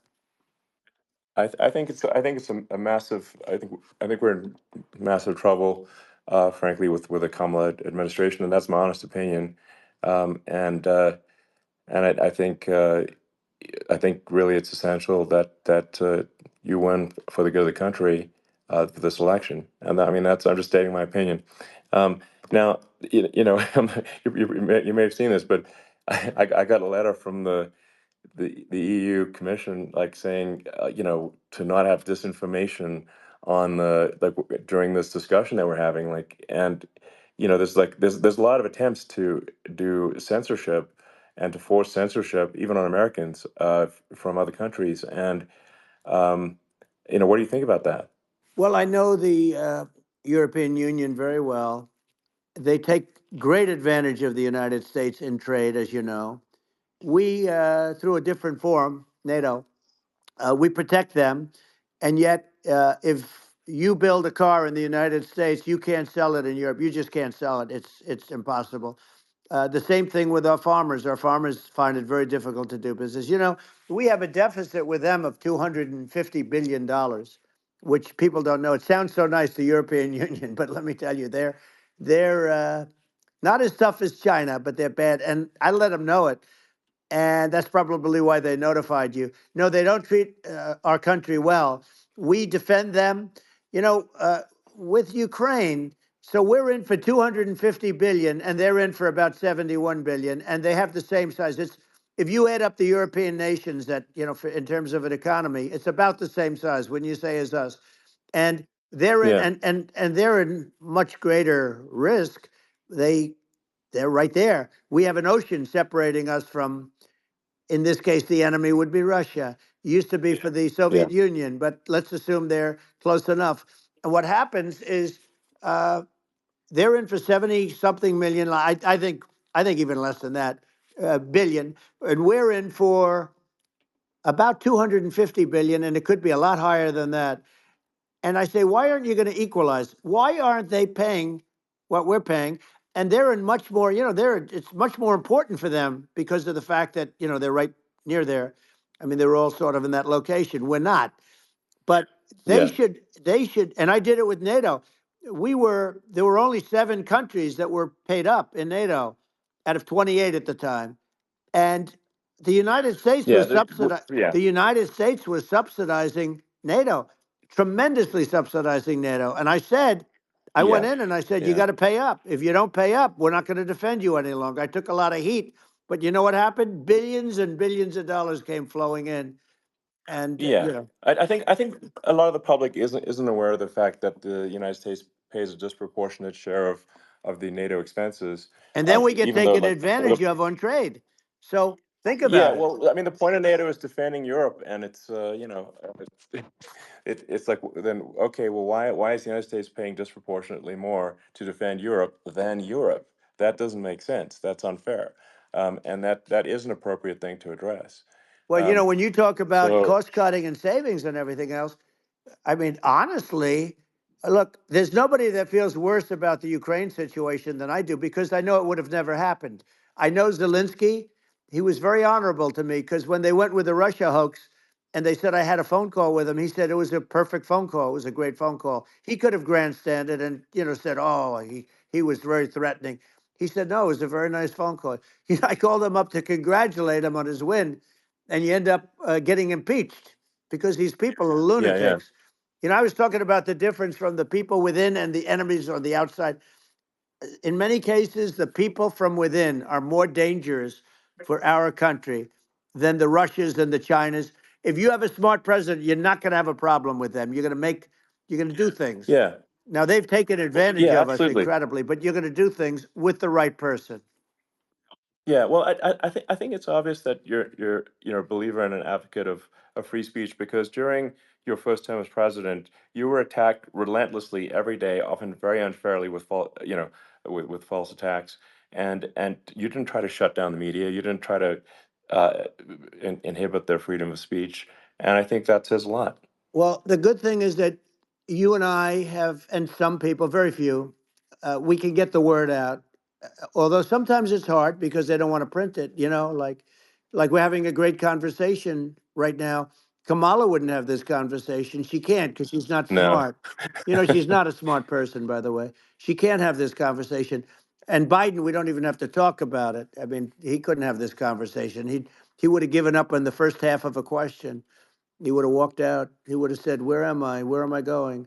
So anyway, but Yeah, no, he wouldn't have this. that's true. Not a lot of people would have this conversation, but you know, we cover a lot of territory. But the beauty is that you know, we can have a conversation, and Yes, you can I'm actually able have a to get it out conversation. without because I get I think treated unfairly this by is the a really press. big point. You can actually have a conversation with you, Yeah, it's nice, isn't it? and you can't have a conversation with Biden or Kamala. It's like not it's not possible. That's true. Um, It's so this is like talking to an NPC. So no. it's just Well, impossible. but think of it. We need a man or person who's unbelievably sharp in order to stop all the nuclear danger and all the dangers that I'm talking about. And I got along with all these. You know, I got along with Kim Jong Un. We had dinner, we had everything, and he really liked me, and I got along with him really well. By the way, he's the absolute boss over there. You know, a lot of people said, "Oh, do you think you really?" That's for Let me sure. tell you, I saw things that you don't want to know about. He is the boss. But you know, we had a good relationship, and he doesn't like Biden. He considers him a stupid man. He said he's a stupid man. Well, at least he speaks his mind. But you know, in this country, you're not sort of allowed to say it, but I guess you are. You should be allowed to say it if Yeah, it's true. But we need smart people, and we need people that have an ability to lead. And she doesn't have that ability. Can you imagine? Now, you know yeah. Chairman Xi very well. Can you imagine her and him negotiating, or No, it's even silly. It would be standing silly. together?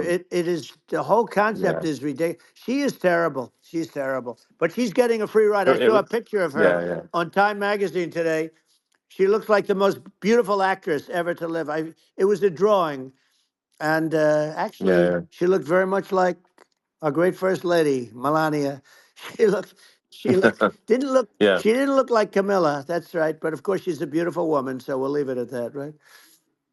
Yeah, well, maybe like I think part of what people in America want to, people in America want to feel excited and inspired about the future. They want to feel like the It's future is true. going to be better than the past, and that America is going to do things that are greater than we've done in the past, reach Right. new heights that make you proud to be an American, and excited about the future. Um, They want the I American think dream just back. You know, they want the American dream back. More important than anything else. It's like you don't have that today because the people, they've been just sucked. They see incompetent people running our. You know, the Biden thing is very interesting. People just found him to be incompetent, and when I debated him, I was like, "Is this for real?" It was Yeah, it was just absurd. But I think there are like some grand projects that we could do. I mean, I think like we could build a base on the moon. We could send American astronauts to Mars. We right. could build high speed Yep. connections that are more advanced than anything else in the world between our cities, so people have fast transport.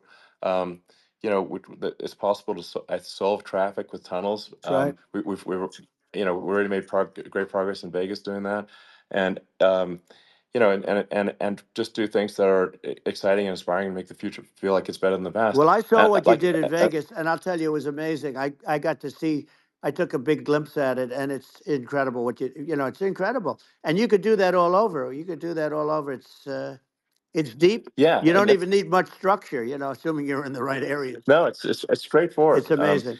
So like I think we could do some things that like China's got incredible high speed rail between its cities, but I think it's actually possible with tunnels if with deregulation with an ability to actually where it's like legal to actually do the tunnels. Then you could have high speed tunnels that are actually better than anything else in the world for high speed transport between Right. cities, and that would be something that Americans can say, "Wow, okay, we've got something that's cooler than anyone else in the Yeah. world." That's the kind of thing that makes you proud to be an And American. much safer than surface trains where there is a danger there, you know, with people, with crazy Yeah, people. It's much safer, much better. And, you know, it's sad because I've seen some of the greatest trains. I find it fascinating.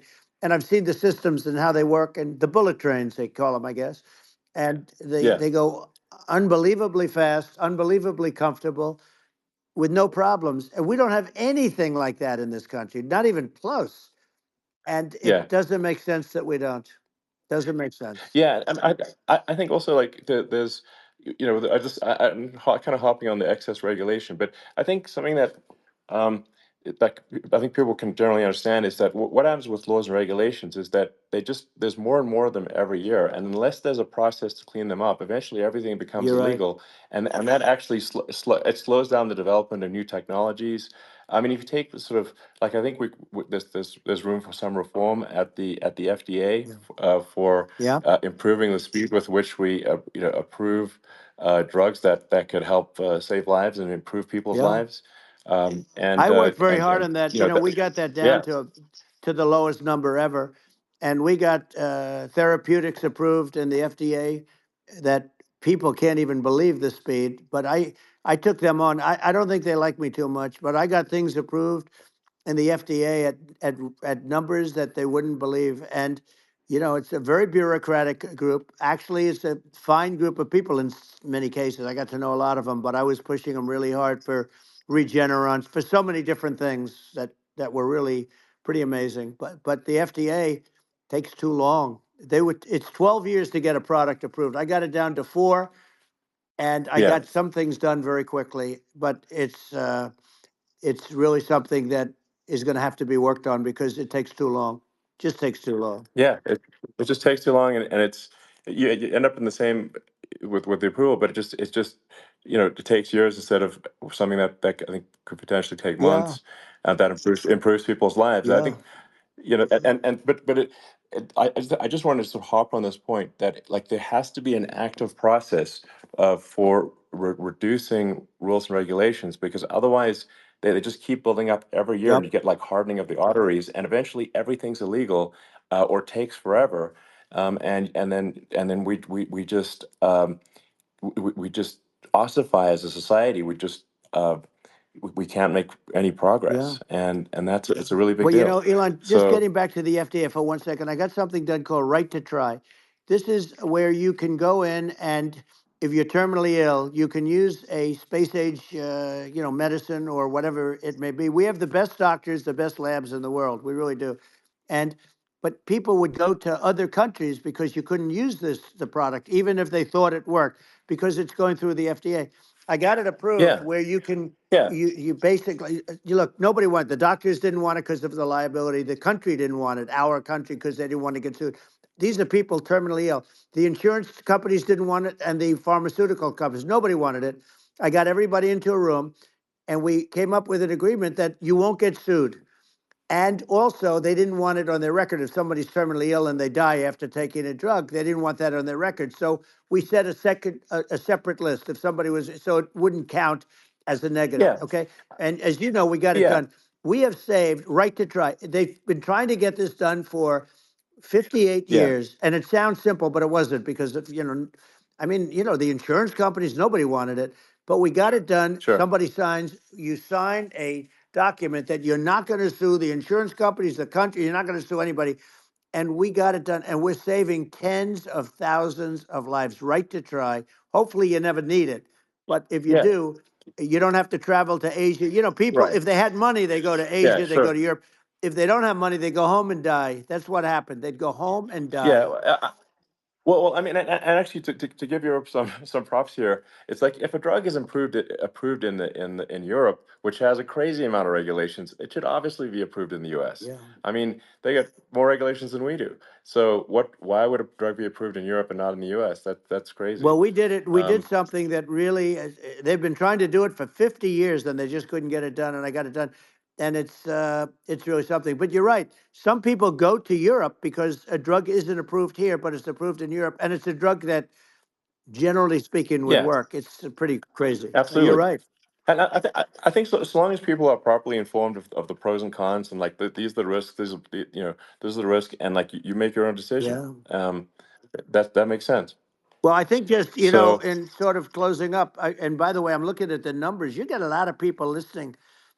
I hope you don't get yeah, nervous because you got a lot of people listening to you right now, like 60 million or something. What is that number? It's crazy. It's amazing how you can see that right away. How many? What is the number? Wow. What is it? Well, Wow. I think in Wow, terms of that's a people that's a that big that's bigger than you said. You said 25 and you're much more than double that number, 25 million. I think you're going to be 60 or 70. And I guess over a period of time. Hey, I congratulate you. Do I get paid for this or not? well, I think actually in terms of the number of people that will hear this conversation over the next few days to Right. weeks, it's going to be hundreds of That's what they millions. say. Yeah, that's good. Well, look, it's an Yeah. honor.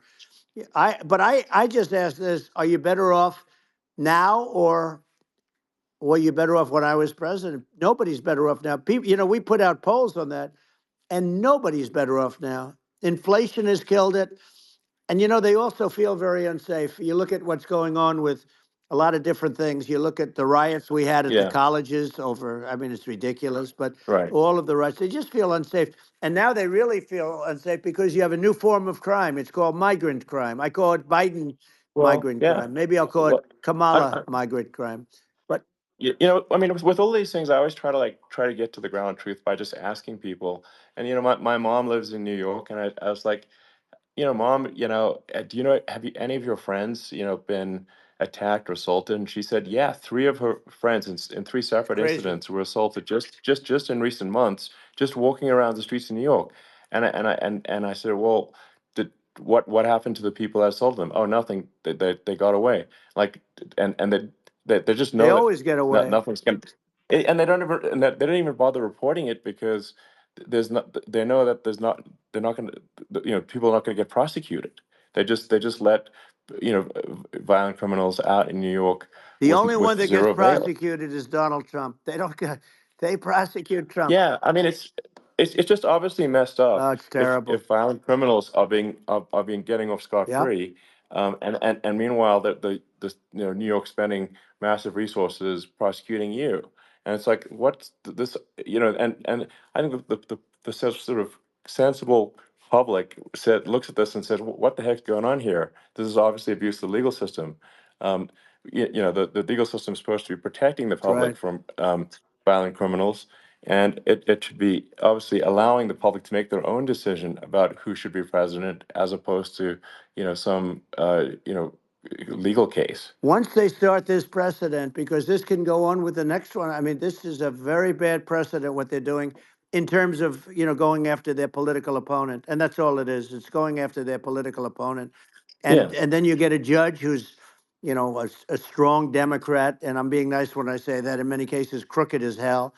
But you get a judge and you go into an area where a Republican gets 3 or 4% of the vote, and you'll have a jury pool yeah, with people that hate Republicans or hate. It could also sure, be the other way of though, course. because it could start the other way in areas where they hate Exactly. Democrats, and you get into a Yep. Pandora's box. It's a very dangerous thing for this country, and a very dangerous thing even for the state. New York City is Yep. losing. New York Absolutely. City and state lose a lot of business over what they did to me, because these people say we don't want that to happen to us. That's no justice system.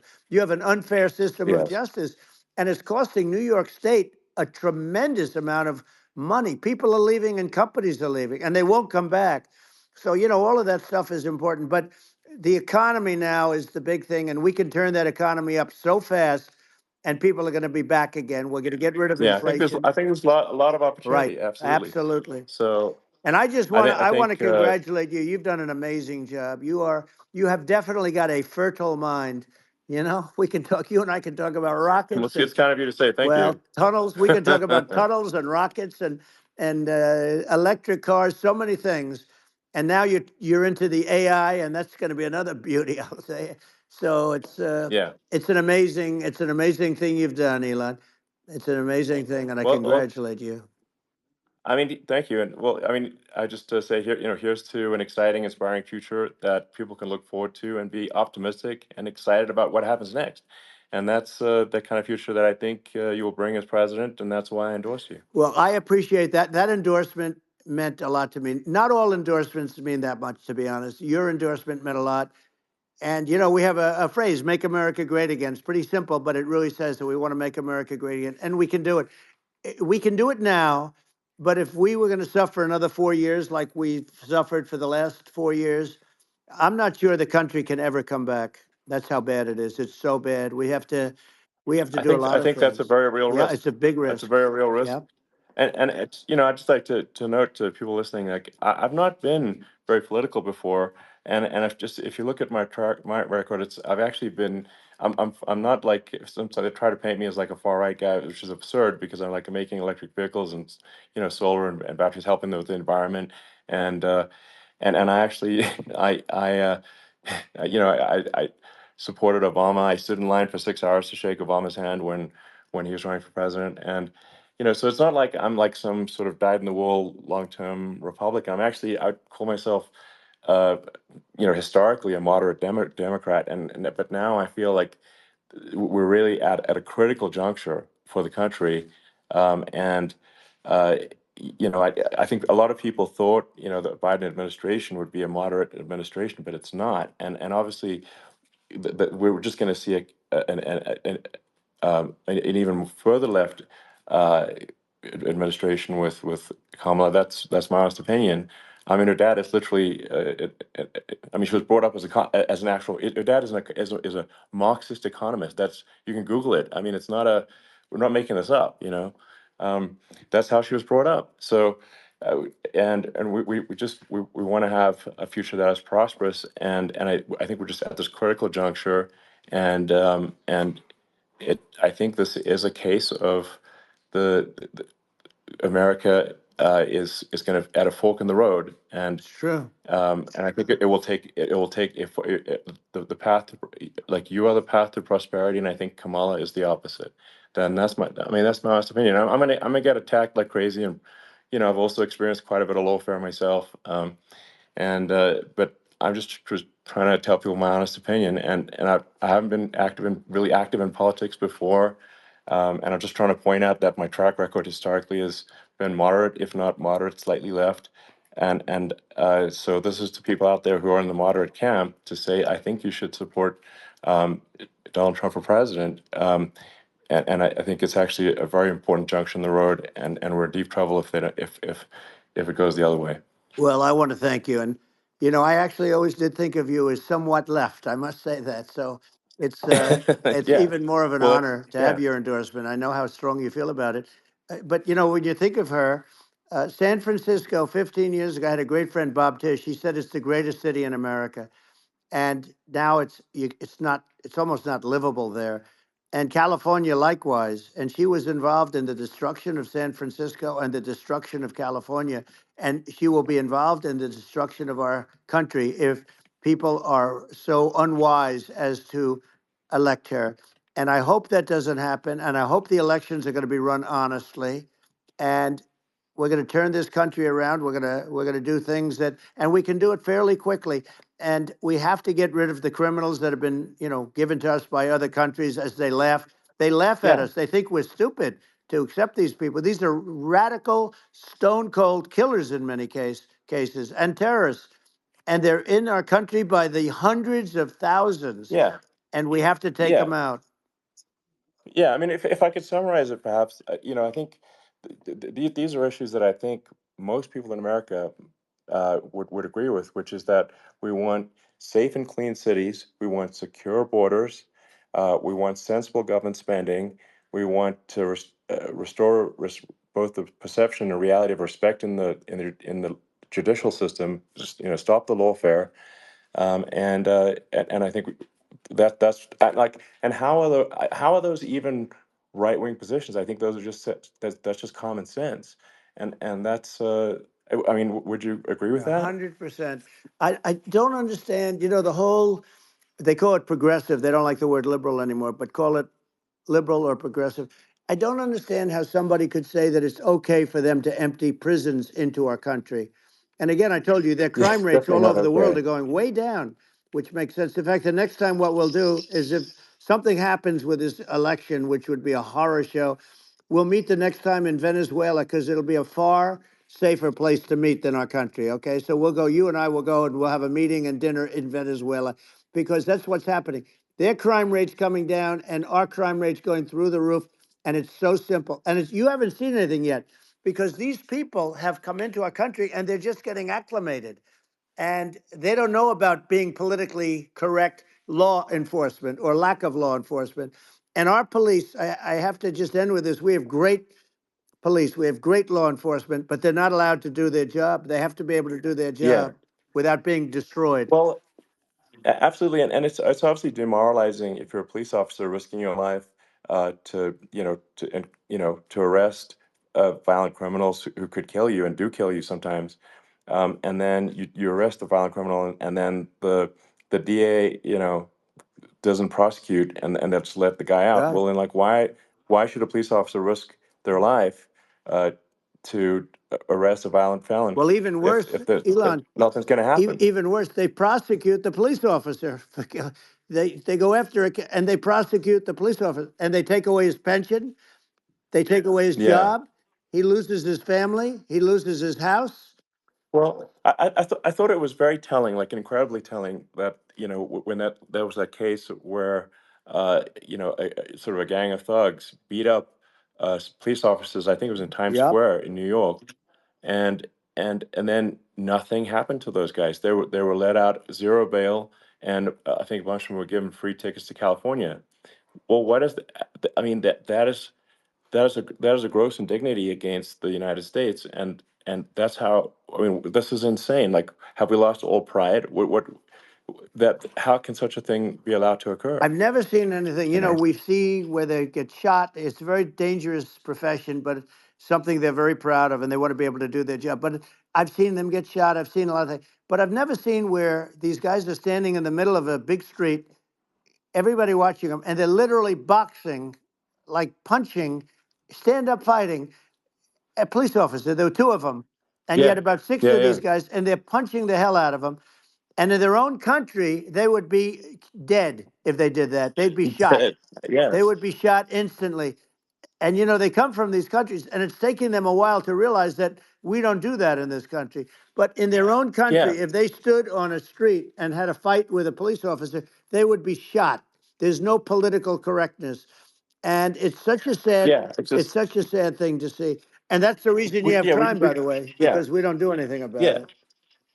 Yeah, we just cannot have a situation where our police officers are beaten up on camera by a gang of illegal immigrants, and then nothing happens to the guys that beat up the cops. I mean, and they're let out. This is Well, we're going to unacceptable. change it, Um, and we're going to get them out of the country. When I first got involved, they said you couldn't get them back to these countries. You couldn't take them back. In the case of Guatemala, Honduras, El Salvador, some others, you couldn't get them back. And I said, really? Oh, you can't get them back because under Obama, he couldn't get them back. They'd fly them in, and they'd put planes on the runways in these countries, so you couldn't land a plane. They'd bring them back.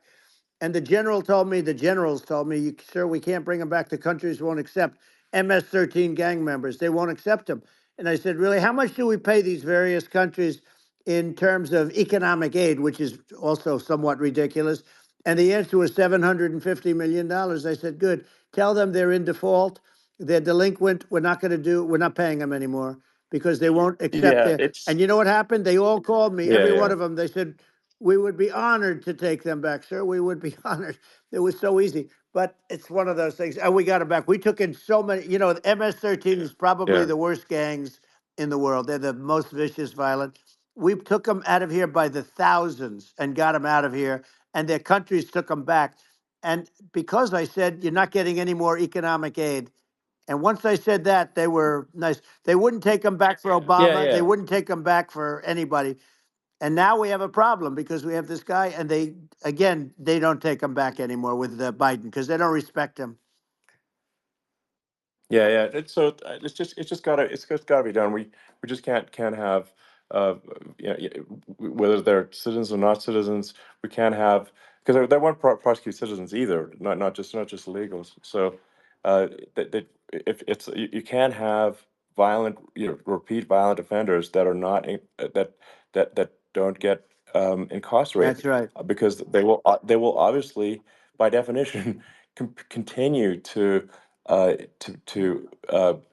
hurt people. And I think where part of this comes from is that there's I do sort of consider myself liberal in some ways. I mean, it's just that you want to have empathy for Right. people. Obviously, you want to have empathy for people. I totally agree with that. You want to have empathy, but you also have to have empathy for the victims of the criminals. And if you just have empathy for the criminals, it's actually shallow empathy. It's not real. You're not thinking. You have one layer deep empathy. You got to say like, what if you don't incarcerate this person? Who are they going to? Uh, Hurt, who are they might kill someone, they might rape someone. If you don't incarcerate them, you have to have empathy for the victims. And there's a lack of empathy for the victims of the criminals, and too much empathy for the criminals. It doesn't make sense. That's why you want to have deep empathy for society as a whole, not shallow empathy for That's right. criminals. And we have to give our police officers the dignity and the respect that they deserve. And we have to let them do their job. They can do a great job, but we have to let them do their job. And if we don't do that, it's going to all disappear. There's never been a society like this where you're allowed to do anything you want and nothing happens. And I'm talking about violent crime. And it's going to get more violent because these are really, really violent people, and we're going to get them out of our country, and we're going to get them back to where, because they were sent here by the presidents and by the various people that run those countries, and I know every one of those guys, and they're smart people, and they're streetwise people, and they really think that the USA is stupid. They think we're run by stupid people, and they happen to be right. But when I was there, we had no problem. We got them out. We took out thousands of MS-13 gang members. We brought them back. And now, again, it's the same old story. We don't do it. And they actually gave them a big increase in aid. They raised it up to billions of dollars, and they get nothing for it. So it's I hope everybody's going to vote for Trump, and we're going to get this country straight. And Yeah. I didn't need this. I, I'm like you. I didn't need this. I had a very nice yeah. life. I didn't need to go Yeah. through Yeah. court systems and go through all the other stuff and run at the Sure. same time. I have to run. I have to go through fake trials with, in some cases, corrupt judges, totally corrupt judges. I didn't need it. I had a nice life. I have great locations. I have beautiful oceans that I have places. This was, but I felt it was important. And if I had to do it over again, you probably think I'm crazy for doing it, actually. But if I had to do it over again, I would have done it over again, because this is so much more important than me or my life. We're going to save this country. This country is going down.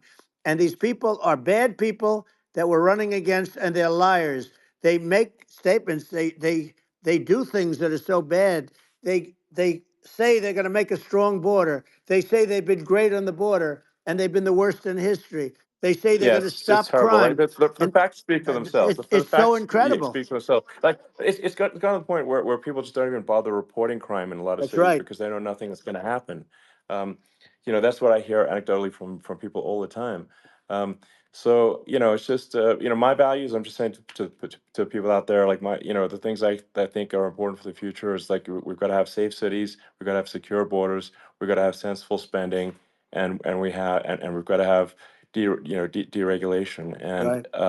so we can have a prosperous future. And then we want to have some exciting, sort of moonshot projects that people can get fired up about. And that's the future I'm looking for. And I'm pro environment, but I'm not against. I'm not like I don't think we should vilify the oil and gas industry because they're keeping civilization going right now, and but I do think we want to move at a reasonable speed towards a sustainable energy economy. Those are my values, and I think um, and so I mean that's uh, why I'm supporting you for president. Well, I So appreciate it. We're going to give incentive to companies to come into our country, not to leave our country. We're going to be giving tremendous incentives. We want companies to build here, not to build in other locations, and we want to create jobs.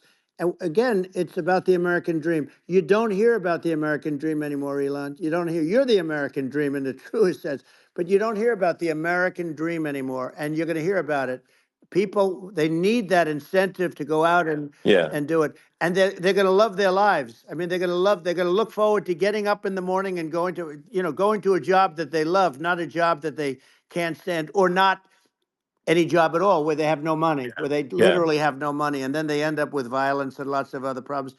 No, we're Yeah. gonna do some great things. And I learned a lot in the first. We had a great economy and all of that.